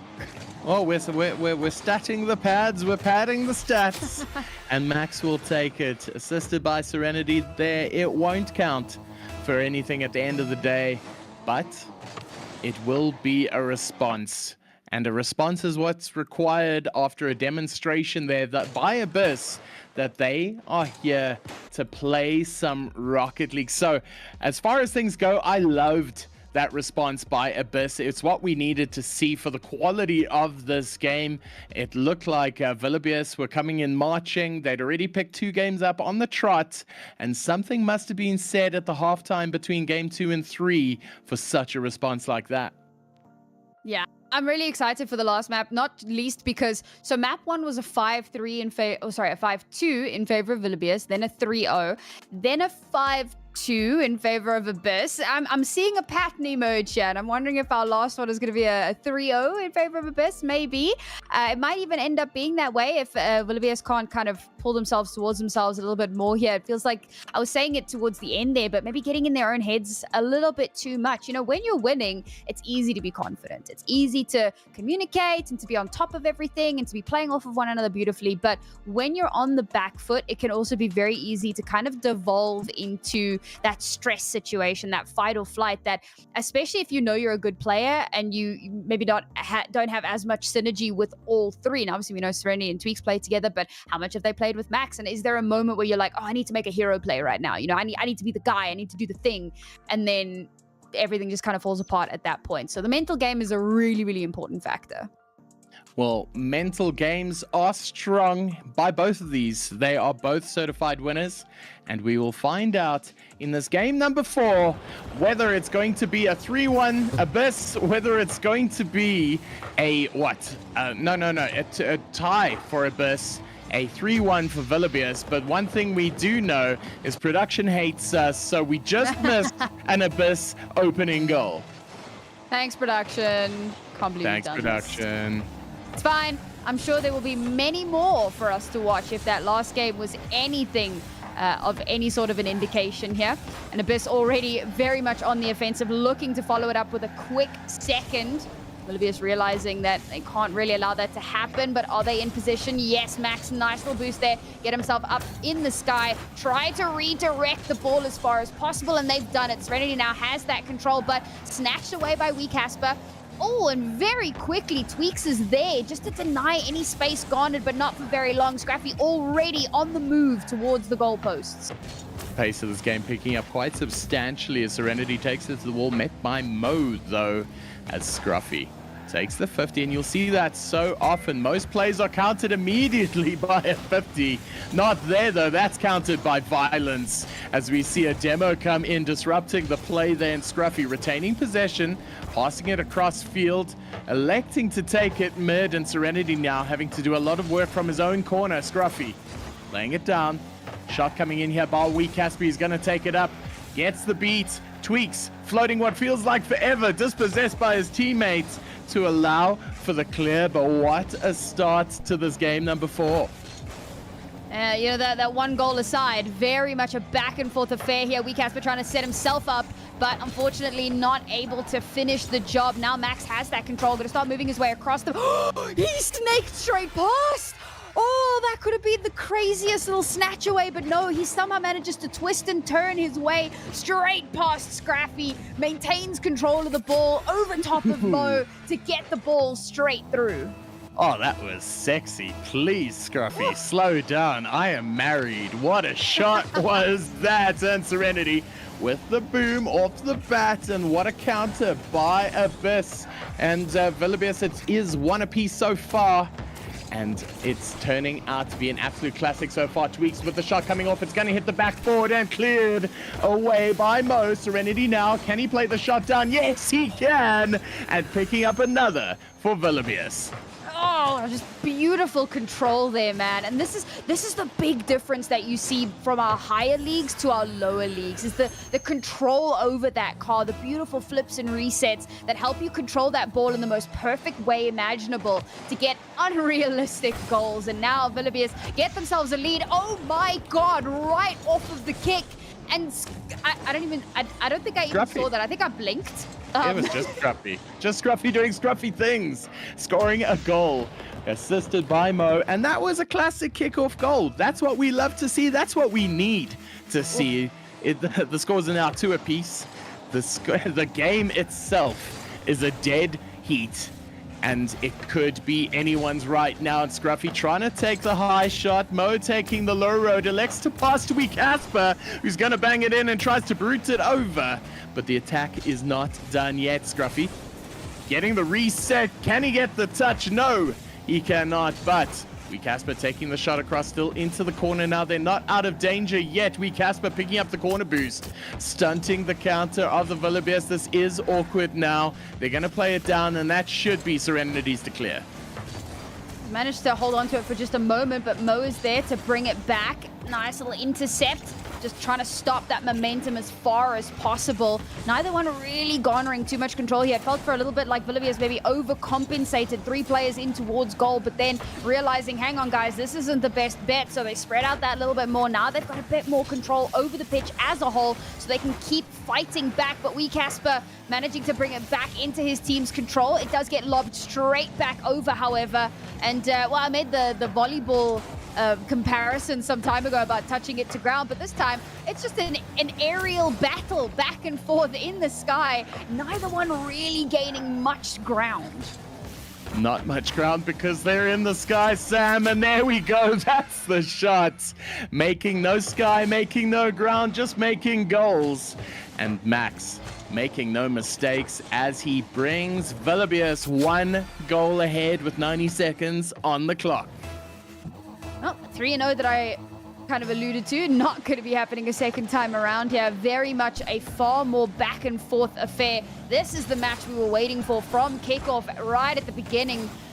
Okay, we're playing a little bit more of a dribbly game now. We've gone from the sky onto the ground. Oh my god, that nearly went straight towards the goalposts, but Volibear's managing to put that pressure up again, keeping that control that little bit longer, trying to keep it out of the hands of Abyss as far as possible, but Abyss continuing to put that pressure on, continuing to try to maintain that control. And again, we just kind of go back and forth a little bit here. No one really garnering the space. That looked like it could have gone somewhere, but these intercepts have been phenomenal. Less than a minute remaining here, and a little bit of work still to be done for Abyss. Mo gonna take the touch now up the wall. They're gonna elect to stay on the ground. Passed into space. Scruffy didn't get the touch he wanted. Casper trying to get the redirect and not quite there yet. Mo picking up the 100, so the attack can continue. They're still in a very good position here. Casper gonna take it to air. Gets read very well though by Tweaks. And now with 30 seconds left on the clock, Volibear are wanting to protect. Can they extend? No, Scruffy playing it out now. They're going to put through a shot straight down to the middle. Read by Tweaks and possibly the game saver as a shot comes in, and Max picks up the second goal lead for Volibear, taking that 4-2. Oh, that's devastating for Abyss. When there's 1 goal that you need to try and clear with just a few seconds left, it feels doable. 2 goals with less than 20 seconds. We're going to need 1 goal straight off of kickoff if it's even going to be a possibility. And again, Max, just an absolute demon in these kickoff scenarios. Gone is that control. 10 seconds remaining. Volibear very much on the front foot here, playing that hyper-aggressive style, trying to deny control as far as humanly possible, but they are moving their way over. There's a possibility, but no. Can it touch ground? We just have to get it dead. We just have to get it down. Tweaks again snagging it from the sky and just too slow to keep the ball in the air. Volibear 4-2. They take their third. Wee, what a game was that. So ultimately, Abyss being denied the counter. They picked up that third game in convincing style, but ultimately it was Ox Volibear, the wild beasts themselves, who managed to hold on to pick up the 3-1 victory. So kudos must go out to Shadow Abyss for bringing it towards the end. That could have gone any way, but ultimately commiserations need to go out to Ox Volibear for picking up the win. Commiserations for winning? I'm confused. Rhino, can you make sense of what he just said? I can never make sense of what Bromeo says. Just roll with it, guys. Just roll with it. Bro is just yapping, all right? And we're along for the ride. But it was high quality yapping for a majority of that game. And it's an interesting one, isn't it? To see a team that absolutely dominate week 1 come into week 2 and fall at that hurdle, Bromeo. Shadow Abyss, so much potential, so much hype and momentum coming into this week. What happened? I have no idea. When I saw Casper scoring that Daniel goal, that pickup straight to air dribble up against the backboard that time, and then dunked straight down in. When I saw the Mo counter, when he was a wrecking ball of a car where he physically beats, like that was abuse that he applied upon that Abyss team. I thought that was a counter in the making, and I was expecting a draw, and I feel like that's what the series deserved. But ultimately, Ox Gaming coming out with the counter and picking it up at the end. Yeah, and we do have to talk about that wonderful Ox Gaming team, Nauri, of course, because they didn't play week 1. We didn't know what to expect. We didn't know the quality of this roster. Well, you might have, being the owner of Omnius Gaming, but I mean, the fact of the matter is they showed up and showed out tonight. They looked so good. Yeah, I think it's difficult, right? Like, so if you follow the main circuit of Rocket League, then you should be somewhat familiar with these guys. And as I was saying a little bit earlier, they played at Comic-Con, and sure, they didn't have the best performance on LAN, but they did well. They played really well, and they brought all of that experience that they've garnered over all of these months and so into today's game with honestly, the addition of Max was fantastic. I didn't know what to expect from this guy. I mean, most of you know I'm pretty new to the Rocket League scene in South Africa, so I don't know what to expect from most of these players, but that was very, very impressive. I think 4 of the 5 goals in that first game were just him. He was constantly getting control of the ball very early on, which kind of stopped a lot of the momentum for Abyss. Like, he was a key player here. You already know Tweaks and Serenity are good, but to have that extra bit of support and firepower, this is going to be a scary team as the league goes on. Absolutely. Well, Ox Gaming Vildebies, they are going to go on with a winning record so far. Fantastic from them. 3-1 victors. And Shadow Abyss, they go 1 win, 1 loss on the season as well. But they do pick up a game. There's momentum to take forwards into next week. So we now are going to make the biggest jump possible here in RSC. We're going from Master Tier to Prospect Tier. And it's wonderful that we've got Nauri on the cast for this one, because it is, of course, her organization that we're going to be watching. Omnius Rise taking on Monarch Jokers. And Bromby, I'm going to come to you first. 2 unbeaten teams through week 1. This is going to be a fascinating watch for everybody. I think it will be indeed. Rise scoring 10 goals, conceding 10, so it's a net standard there. And Jokers scoring 20, conceding 3. So yes, they've both won games, but have they won them as convincingly? And oh man, that's a lot of goals to be scoring in your opening game. So look, this is an equal standing. I'm not pulling any favorites because I know there's already favorites in the crowd, but that Monarch team, though. Yeah, that's very, very true. Monarch, a crowd favorite here in RSC for many, many seasons. But Nauri, something tells me that they're not going to be your favorites this evening. You watched Omnius Rise take that victory against Deathcloud Mist 3-1 in week 1, who, of course, we saw on stream earlier tonight as well. And I believe they took a huge 4-0 victory against Azura Nightwalker. So clearly not schmucks, not bad players in the slightest. How confident are you and your organization going into this one? So I, obviously, with it being my org, I do have the insider information. We're actually playing with an FA tonight. So it does make things a little bit spooky. Very tough to tell. He was somebody that was on our original draft way back before we had to cut down. So the players will be somewhat familiar with him at the very least, having played kind of the preseason matches and so together. But it does leave a lot of question marks about what is it going to look like tonight? And coming up against a really strong opponent, there's so many variables that you have to consider. So while my heart is behind Omnius, and it will be a very biased cast, sorry, not sorry, I'd be lying if I said I wasn't a little bit worried.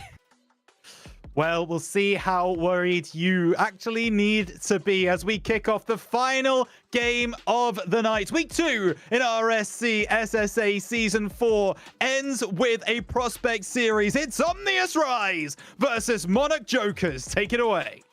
So I put it in the chat that I love watching Prospect games. It's where we all start. It's the most passionate. Most of the GMs, most of the admins are in Prospect. So it is the breeding ground of passion. So you're all bad.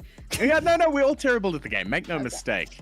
But not everybody remains in Prospect forever. So this is where you get to see who is going to be perennial Prospect and who's going to be, slightly not Prospect next season. And as we've seen so many before, I think there's a couple of players now playing in Master who started in Prospect Season 1. So there is the circle of life. Will we be seeing that tonight?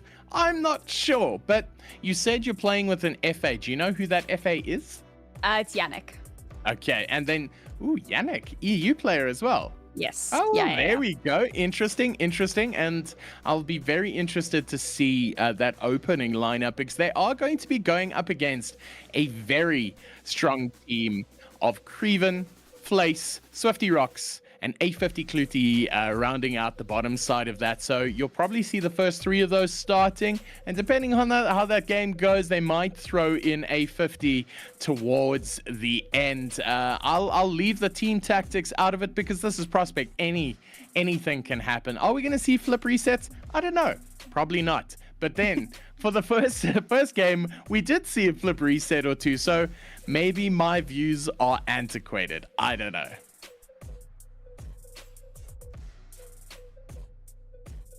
Well, it looks like I need to talk for Nari as well. Nari, thank you for that valid opinion you gave. It was a very, very controversial take. And honestly, I don't know why you said that. So I think we're going to go to the game now very shortly. And at the very least, I just need a little bit of time to recover from that controversial take. So here we go now. It is Monarch versus Omnius. This is Prospect in name, but it is SSL in passion. Rising Green Jokers in yellow. Let's call it gold.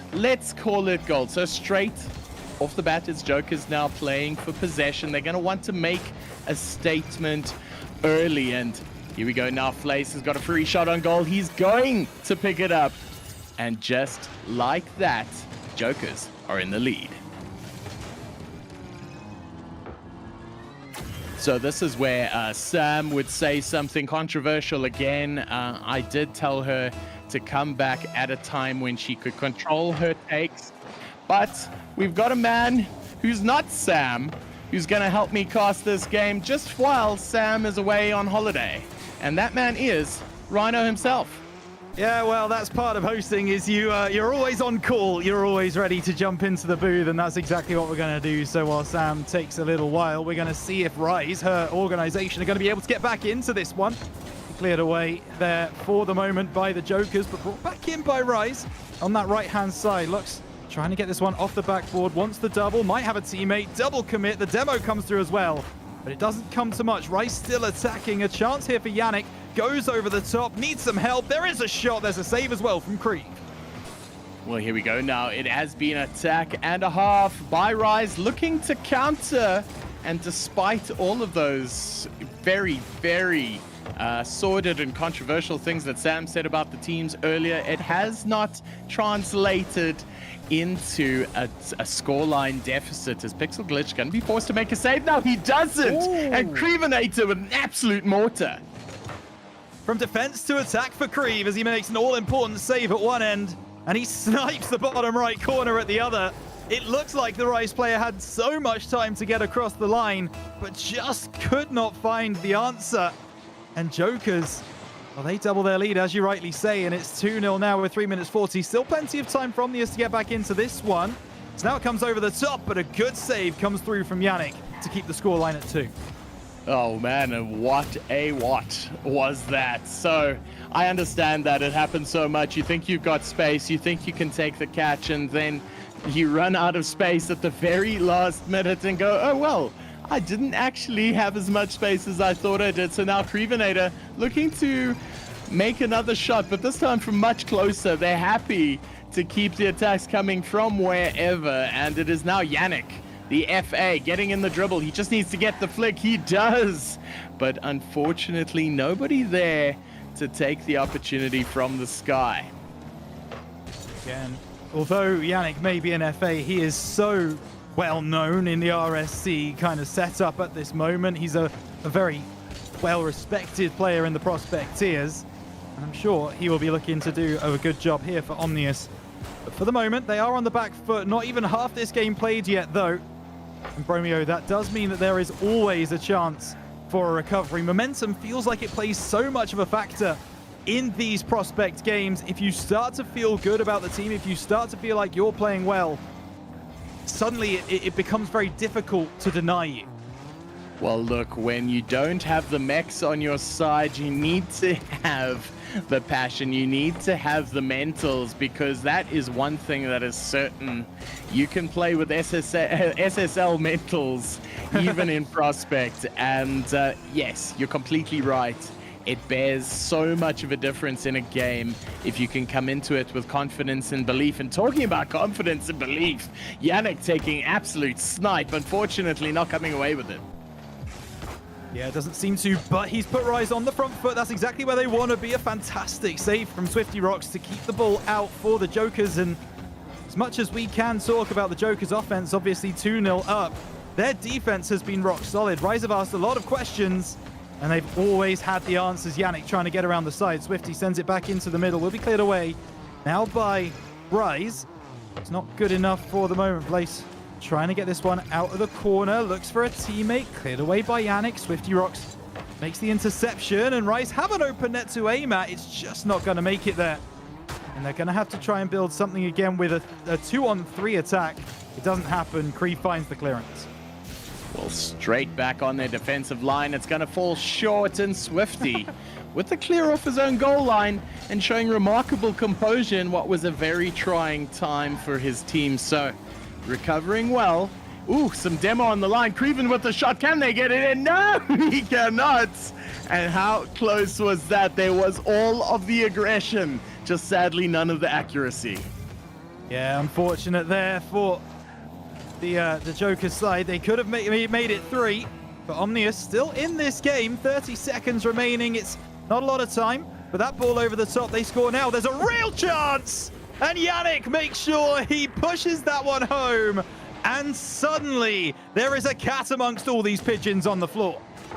Well, Yannick is that cat. That is a metaphor that you used there. And Yannick is indeed feline, picking up the 1-goal counter. And now with 20 seconds left on the clock, they have 1 goal more to do. So, Pixel Glitch plays it high, just needs to hold on, takes the shot. Can they get it up against the backboard? Creven gets the touch, but they're not out of dodge yet. Playing in, 10 seconds left. Creven now gonna hold on to it for as long as possible, turning defense into offense, tries to get the bump across. It just needs to hit the floor, and you'll feel like they've done enough. They have. Jokers pick up game number 1. Yeah, they do, but it wasn't as easy as maybe they would have liked. That was a very, very close game indeed. In the end, you really feel at this moment that Omnius grew into the game. They didn't start particularly hot, but as soon as they conceded those first 2 goals, they started to lock in. They started to find that team cohesion. Yannick started to do exactly what he was looking for, and that's exactly what happened. So game 1 going the way, of course, of Jokers, but that first game is anything to go by, Bromeo. This is going to be a very interesting affair. Oh, what a cracker of it indeed. We were still reeling for the sudden departure of Naru Mizuki, and that possibly played into the team mentals of this Omnius side. And I don't blame them at all. That was a big loss straight off the bat. And now, as they've moved from the 7th stage into the 6th, they're starting to pick up a little bit more confidence, learning to move on, learning to live. And I feel like this is where they pick up the necessary mentals to pick up the game. So who knows? It was close, and anything can happen at prospect level. But right now, the confidence is flying high with Monarch, but the game is still far from done. Far from over indeed. Still 3 more games to play. Still an opportunity for Omnius to come back and take it, especially if Yannick finds that form that we know he can already.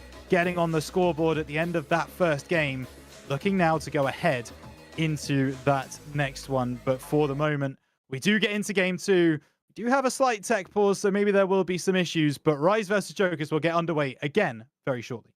Ooh, I love Das Heinz Chen. He is our German game admin. He pauses the game again. And Creven, as you can see there, mid-turn, he's ready for this. And we're going to try this one more time. Rise versus Jokers. 2nd game coming your way right here, right now. And I think we've got a familiar voice back.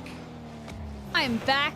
You know what? That's why they lost the first game. They needed their mascot. So hopefully now that I'm back, Omnius can get it together a little bit more here. Already we've had a little bit of control, but it has been snatched back. Oh, we're right at the goalpost. Where's the defense? Beautiful snatch there from Jokers all the way down the pitch to get the first goal of the second match. I love this. This was so good by Crevenator. As second man, you got to follow up fast, and that he did. And speaking of fast, it is the Jokers picking up the first goal after 20 seconds and saved off the line. But there we go, forced its way over Yannick just as quickly, picking up the equalizer. We go. That's what we needed to see. That's the free agent stepping in a very, very big way to try to keep this that little bit more contestable. But it's going to take more than just one equalizer for Omnius to feel comfortable after losing that first game. So the third kickoff of this match, I suppose. I got to get my terminology. We'll get there. We don't know. It is a kickoff straight off the bat. You know, it's basically just football with cards. That's all you need to know. But what you do need to know is an attack coming in here now. Yannick taking the shot, hitting the crossbar, but then Pixel Glitch taking the shot and hitting the bar. But you know what's not going to hit the bar? Flace's shot as he scores on the other side. That's heartbreaking. You've got the entirety of Omnius trying desperately to get that ball into goal, and because of that, they've kind of left their own goal completely unguarded, and there's no one able to make their way back down the pitch to try to defend that. But again, props to Jokers taking full advantage of that gap in the defensive line and snagging themselves yet another goal here. But we're going to keep things that little bit more back and forth.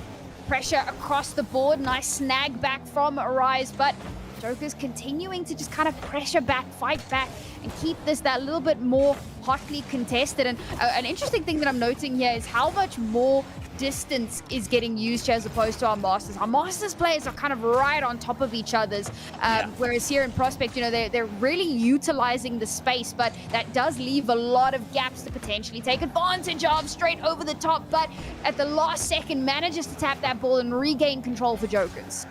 Ooh, shot coming wide. It's going to hit the backboard, but not in there. Pixel Glitch going to regain, take the 50, passes off to Lux.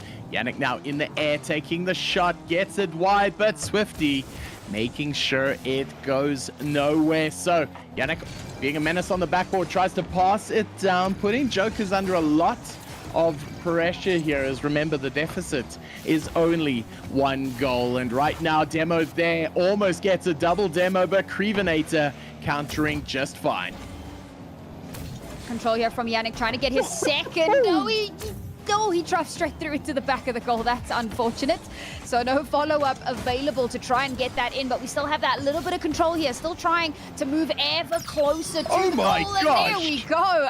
You know what? I don't think that was intended, but we take those. Beautiful bounces straight off the bar. A little side tap there. Yeet into the goal, and Omnius equalize. Yeet, there we go. That is 2 apiece now. Rise picking up the pace, and Jokers no longer in the lead. But Lace now taking possession into the corner, passes down the middle. It is going to be an open one, and just like that, Monarch pick it up here. You're going to see Flace putting in an immaculate pass. It is the double commit on the wall that grants Swifty an open net. So only halfway through the game so far, but 5 goals scored. He's going to be the one to snag that 6th as the Demo comes through here. Omnius regain control of the ball, start making their way down the pitch here. The 2 Jokers players trying to maintain that little bit of defensive line, flying through the air, not managing to collect the ball. But now Jokers trying to take advantage of that little bit of space that they've garnered. However, Omnius snag it straight back, moving down towards enemy territory, but it just gets yeeted straight back to the other side. Oh, now we're playing tennis, boys. Just back and forth we go from one side of the pitch to the other. Neither one really getting clear advantage to be spoken of, and constantly that ball is just continuously getting snagged away. Well, tennis is also a game that you can play in Rocket League. It's when no team wants to hold on to the ball. They just want to hit the ball as hard as possible. So Yannick taking up the wall now. He's got a little bit of possession and a dream. He's got some belief, but played away now. Luke's into the corner, picks up the 100. No, he misses the 100. It won't matter, though. He's going to pass it off now to a teammate. Can they go in for the bump? That is a very wild touch by, I think it was Yannick, as they're looking well to hold on to possession here. They have stopped the boom ball and now have focused on just keeping it in the Joker's half so far. That is a shot coming wide, but Creven making sure it goes nowhere. Nice little intercept there as well, just to deny a very easy goal. But it's going to take a little bit more here. Again, we've reached a little bit of a stalemate.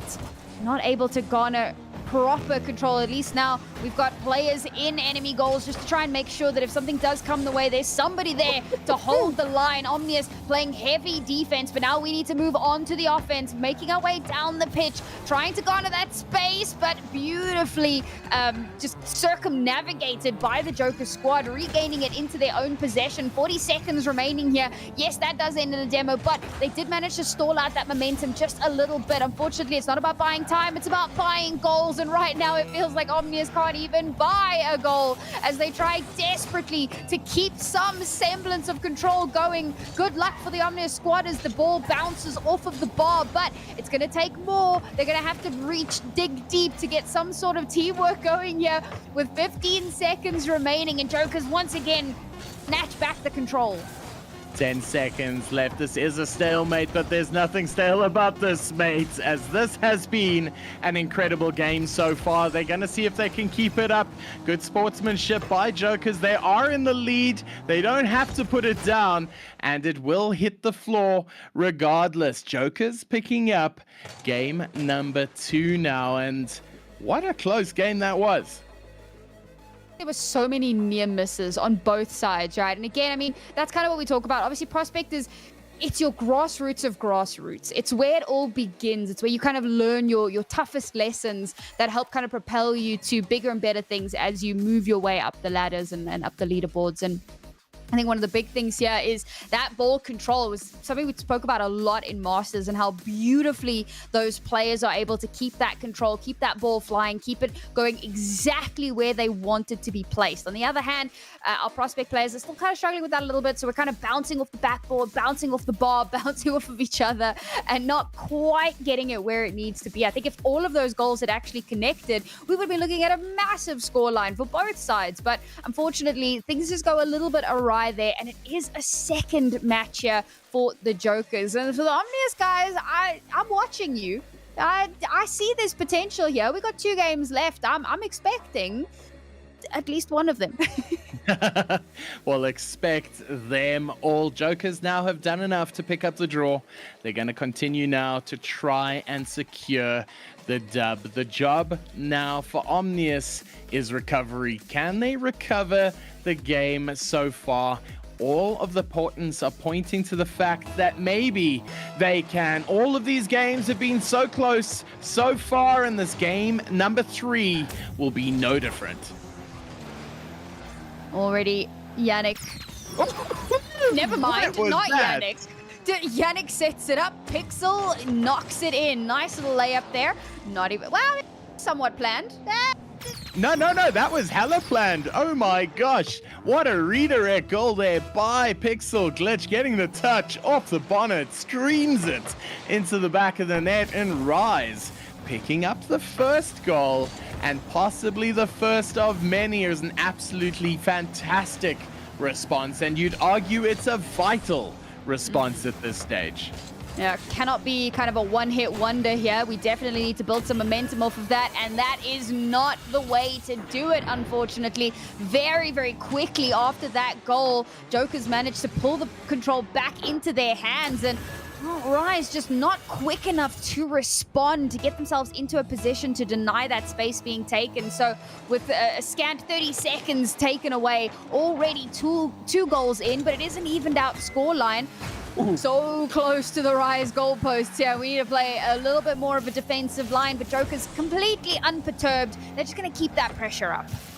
Well, chat, on a side note, I really want to know which goal explosion Flace used in the scoring of that last goal, because it was sexy and I want it. So Flace, score another goal so chat can see which goal explosion it was. But right now, Flace staying true to it and staying ahead of everybody else so that he can pick up an all-important lead. So, shot missing here. Pixel Glitch not taking that, lying down, and Rise pick up the lead once again. Yeah, captain for the Rise roster here, Pixel Glitch, definitely earning his salary. We don't pay salaries, but earning his keep. You guys get paid, wait. You guys getting paid? No, unfortunately not. We pay them in exposure bucks. That's the esports standard, right? Yeah, I've got so many of those. Have you been able to pay rent yet? Oh man, I pay exposure rent, so it works out. But what is working out is another shot by Pixel Glitch. God. And that is the response we're looking for. I think that is goal number 3 for Pixel Glitch. And honestly, Flace, please score a goal. I want chat to tell me which goal explosion this is. I mean, Pixel Glitch took those first 2 maps personally, it feels like. A beautiful little hat trick coming through there. And let's see if we can follow that up with that a little bit more. Now Joker's very much on the back foot, maybe scrambling a little bit here. So we hit the offensive. We get so close, but Rise, quick to respond, quick to pull back that control, get so close into enemy territory, looking for that 4th. And Yannick very much on top of them, trying to keep that control, but haven't been able to stem the tide just yet. Now we'll start getting a little bit of ground over the other way, but Swifty kind of stops that in its tracks as well. The layup comes through, but Yannick is there to defend. Pixel Glitch box it back over across the pitch, but Lux is not in position to follow up at all. That's okay. The rest of the Omnius is there, ready and waiting to try to play off of, but Jokers defend the line.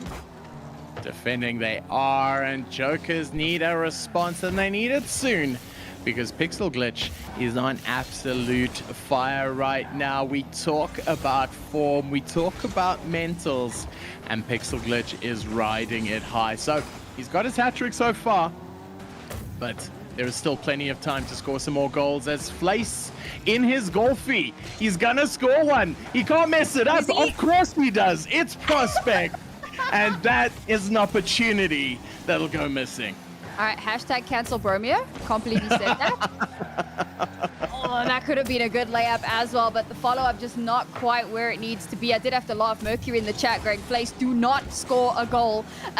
Trying desperately to cheer on his org mates here as Rise desperately want to make sure that they can get at least 1 game, preferably both of the 2 remaining. Things are starting to look a little bit messy here. And for Rise, it's all okay. Just keep that ball out of your goal. That's all you have to do here. They have to score 2 goals to tie this up. And for Jokers, that pressure is starting to mount. It's mounting indeed as Lux putting the pressure in, takes the...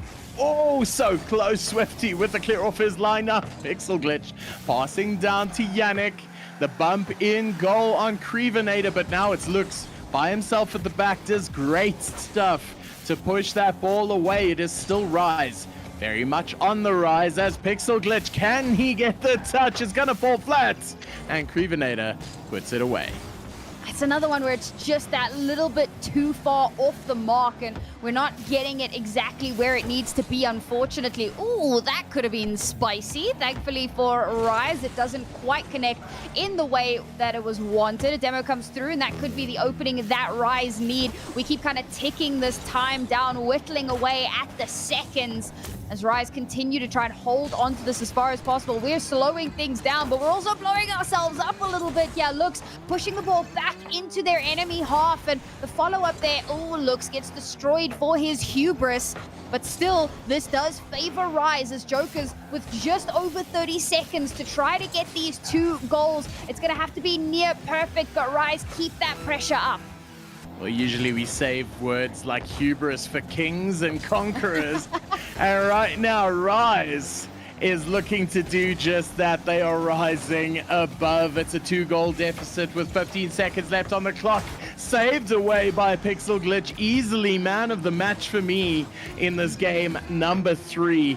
As we wind it down, it's going to be a fantastic result for Rise as Lutz returns the favor with a long-range shot. Lovely stuff there. Nice little... And you know what? We're creating like a padding, a bit of cushioning, just in case something crazy happens in the next 3 seconds. We're safe. We're good. Or at least that's the thought process at the very least, yeah, because for Jokers, unfortunately, their time has just about run out. as Rise finally will pick up a series, or I suppose a match in the series, 2-1 at the moment, and a tired game is still very much on the cards. It's still very much on the cards indeed, as the very comfortable, enjoying, padding, soft, enjoying all of those words to describe a couch that are the Omnius Prospect side, and love them all so much. They were stat padding towards the end, but the most important thing is that they picked up the win, because ultimately history remembers the wins, and they picked up one here now. So the best case scenario for Monarch is that they finish on a draw. The worst case scenario for Omnius is that they lose 3-1. So this is looking a little bit dicey still for Omnius, but with a performance by Pixel Glitch there in that game number 3, I would say that they have plenty of reasons to be hopeful. Yeah, we definitely need a little bit more of a step up, but I think that this is a good start to that. You know, I will say we did see something very similar with Abyss, right, in our last series, and they did take that third game, but then we headed into the fourth game and things started to kind of go awry all over again. So all eyes on Rise now to see if they can actually even out that scoreline, or if they're going to suffer a similar fate where we get into that final moment and Monarch just, or Jokers rather, just kind of step on the gas that little bit more to gain that control. The last kickoff of the first kickoff of the last evening. First kickoff, yes. The last first. Well, it is the last first, as Naori Mizuki says, but currently it is anybody's series. This can end in a tie, but it can also end in a Joker's win. So we'll find here right now in the next 5 minutes which one is going to be the case. Can Pixel Glitch continue the supreme form he has found, or is it on the Jokers now to play on the hearts of this Omnius team? It is a save across the line. They are looking a little bit disheveled, but they are not out of it yet. Still defending, and looks like they've got the clear. I swear that there was a world where I thought that was going to turn into an own goal, but no, we held the line there. It could happen. It could happen, you know. It probably wouldn't even be the first time, and it certainly wouldn't be the last, but thankfully, crisis averted, and we maintained some semblance of control here. That was a beautiful opportunity, but when opportunity knocks, you have to answer. Jokers, however, trying desperately to get to the door, but Rise are just not allowing it. They're taking the handle off, the lock's still on, and this door is just not opening for anyone. I mean, is it like the outside door that they're knocking on? Do they have like a cam at the front? We have the technology. We have the resources. There is no reason to leave somebody knocking on the door. So right now it is Flace in his Golfy. Has he switched over? No, he hasn't. He continues being his unique self. You'll see Lux is also the only one in an Octane. It is otherwise an all Fennec show. So to the fact that Flace is scoring his goals in his 89 Golfy, I love to see it. I'm here for it, and for that reason he has my vote, chat. But what a shot there by Yannick from MG from J. He scores Rise's first goal, and hopefully Rise's resurgence. Tonight, you know what, he's usually Yannick from MG, but tonight he's Yannick from OG and has certainly stepped up. Being a free agent has not deterred his determination one bit. Love to see that. So, folks, that is a free agent, so keep that in mind for the rest of the season. But for now, Rise trying desperately, but unfortunately, nice opportunity taken there from Jokers. This time, the door was answered. The door was answered, and unfortunately, it was an unwelcome visitor in the response of a Joker goal. So, scores a tie. Game's about halfway in the pocket. We've got 3 minutes left of Rocket League for the night, and they need to make it count. Flace putting the shot across. Can they get the touch across? Yes, they can. Crevenator picks up a goal. All right, that was quite messy, but for Jokers, a messy goal is still a goal. And as long as it's gone in where it needs to go, that is all that they care about. Now, finally getting themselves a lead once again in the series. It's been a hot minute since they've had a lead. They'll take that to the bank every day of the week. Nice little theft there from Pixel Glitch, but unfortunately can't leverage that into a sneaky early goal as it does get snatched away in return. Now, Rye's going to keep that pressure up a little bit more, but Joker's doing a good job to keep that space. However, that very nearly threads the needle, but the layup is there. Lux is in position, and the follow-up shot is beautiful. Trying to take the sneaky shot, but ended with the devious shot. Lux beating 2 to get to the back of the net there, and Rise now have picked up the equalizer. It is a dead heat right now. It is leaning in neither direction. Rise want to take this when they want to pick up the draw.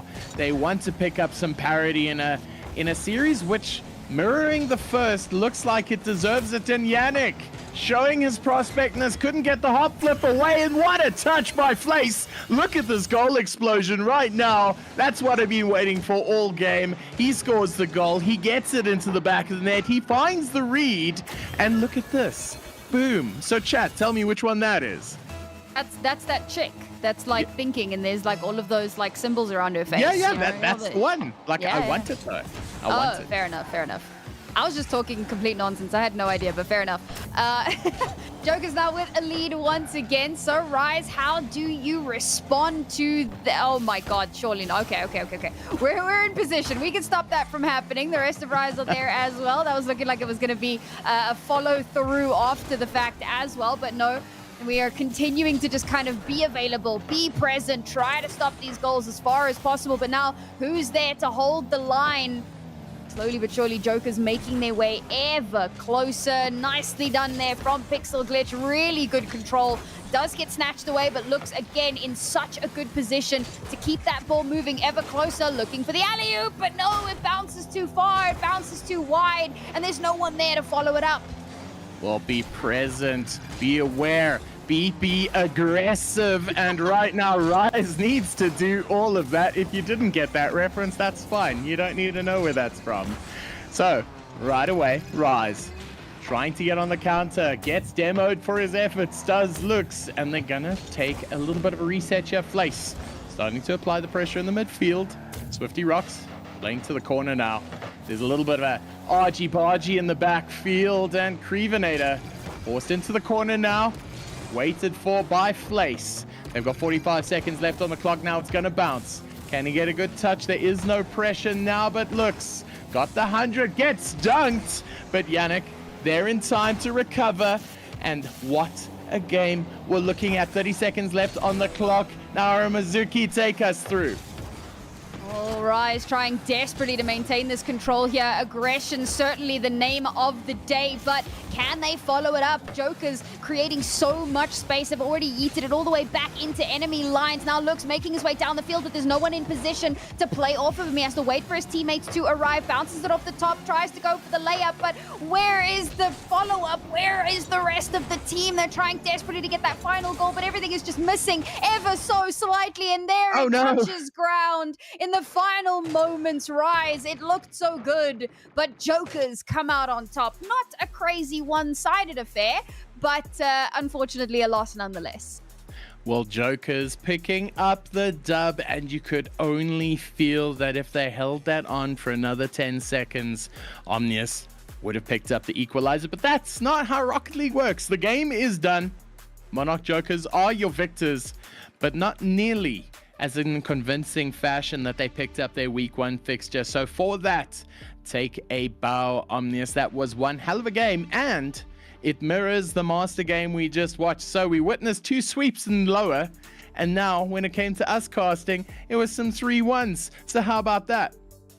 We are blessed with the good matches. Unfortunately, I wasn't blessed with an Omnius win today. But you know what? Serenity and Tweaks won, and by, like, you know, crazy transitive properties, that means Omnius wins. Right, Rhino? I mean, we'll do the math later, all right? It's not a conversation to have on the cast now. We got to get the mathematicians, we got to get the scholars on it, okay? But we'll get back to you. We'll get back to you, Nari, at some point. But what a breathless way to end the day. So close to being a draw. It ends up going the way of Monarch Jokers, Bromeo, and they looked pretty good throughout. Certainly the first two games, they seem to have everything under control. Started to maybe fall apart towards game 3 and 4, but Jokers can be really happy with that performance. Mental gymnastics aside, that was a fantastic series of Prospect Rocket League. I know we make a lot of jokes at Prospect's expense, but that was incredible for its entertainment value. There weren't as many mistakes as they usually are. They really put on a good show. And Pixel Glitch's resurgence of form in that game number 3 gave me hope for an Omnius draw, just the way that Shadow did in their game number 3. I honestly thought we were staring at a comeback. So ultimately that wasn't to be. And again, we were dashed in the final seconds of the closing game, but every single game was close, and they were all great. They certainly were, of course. Now, from the biased perspective, of course, we want to talk about Omnius Rise, their first loss here in Prospect this season. But I want to talk to you specifically about Yannick, because, of course, coming in as a free agent, you never really know what to expect. But someone who's very well known in the RSC, EU, and SSA kind of circles, slotted into that Omnius team really well and gave them quite a lot of help in that series, I think. Yeah, I mean, I was saying a bit earlier, but he was on our original, drafted roster when you had, 7-8 players. And if I remember correctly, I do speak under correction, but if I remember correctly, he was cut because of CMV issues. And sometimes that does happen, right? A great player, and of course, exactly why he would have been brought back in when, needed to step up for today's game, and really did kind of help propel the team that little bit further. I was saying it in the cast as well, but certainly didn't allow his free agency to be a deterrent, played to his utmost. And I was very happy that we had him on board for today's game. Unfortunately, it didn't go our way, but I think that if I had to choose a different free agent, well, I wouldn't even know where to go. I think we made the right choice here, and props to Pixel, our captain, for leading the team as well as he has been. Led the team, got a hat trick in that game number 3 as well to walk away with. Pixel Glitch, a fantastic player in his own right. But that is going to do it for our stream. So thank you very much to Bromeo and Nara Mizuki for jumping on and casting a couple of games for us tonight. You can find them at their socials below their faces. But we are going to wrap up today. So thank you so much, everybody, for coming along and watching. Let's take a look at what happened today during our wonderful stream. We started as we ended in Prospects tier. Deathcloud Mist were able to get a 4-0 sweep against Azura Nightwalker. Deathcloud Shock took down the Monarch Queens 3-1. A big night for Deathcloud.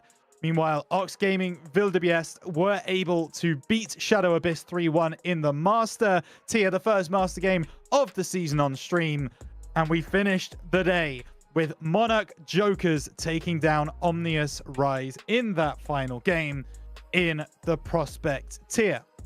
So as always, we need to thank our sponsors for putting all of this together. And of course, first, it's Genisus Extreme, the team behind the stream that you have seen today. Everything is all through them. We appreciate them from coming on and giving us such a wonderful broadcast every single RSC SSA season that they have been a part of. Of course, we also want to thank Near Stream, who are going to be our LAN sponsors. They are going to bring the equipment for us to stream from Stellenbosch, which we're very, very excited about. Thank you, Near Stream. And last, but certainly not least, it is Slayer Energy, our energy drink sponsor for the season, and also our prize pool funders. If you want to donate, if you want RSC to have a bigger prize pool than it does right now, scan that QR code on the right hand side. We've had 39 cases sold. We need a few more. If we get one more, then that prize pool goes up to 17,000 Rand for the season. What an amazing achievement that would be. As of right now, we are at 16,950 though, so you can help. Go and buy yourself a box of RSC branded Slayer Energy, and you can bring that prize pool up as well as support our wonderful league that we have going on here. And there you have it right in front of you, the RSC LAN, the 4th of October in Stellenbosch. All of the information will be available on Discord. Make sure you are staying up to date on all of the announcements, and make sure you can make it, because in exactly 1 month's time, the RSC team will be getting together. All your favorites will be there, and you can watch some in-person Rocket League in Stellenbosch. Make sure you set aside that time in your calendars to be there. But we are going to shut this one down. Thank you so much, Genisus Extreme, once again for streaming, as well as Raids for stepping in, being our observer for the night. Thank you so much to our casters, Ultraism, Muzz, Naramizuki, and of course, Bromeo. You are all fantastic. We look forward to more casts from all of you over the course of RSC SSA Season 4. For myself, Rhino, it's been an absolute pleasure. Take care, everybody. We will be back next Thursday night, same time, same place. Make sure you are following the RSC_SSA Twitch channel so you don't miss a stream, as well as if you are able to subscribe to us. It's free if you have Prime. Just hit that subscribe button. Use my Prime subscription. You can subscribe to RSC for free and make sure that you support us as well. But thank you, everybody. Until next Thursday, take care. We'll see all of you there.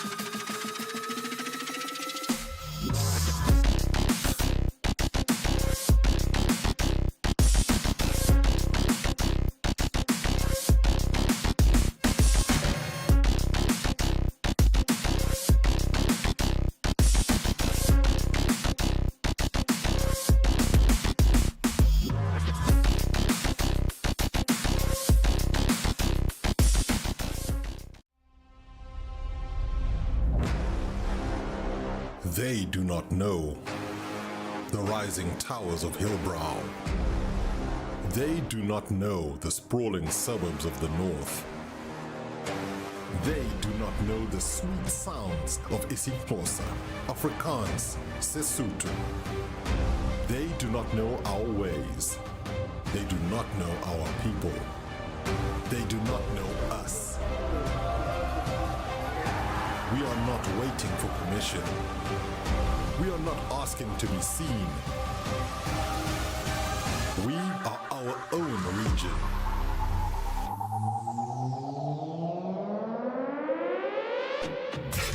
We are SSA, RSC Johannesburg, RSC Nairobi, RSC Saint-Denis.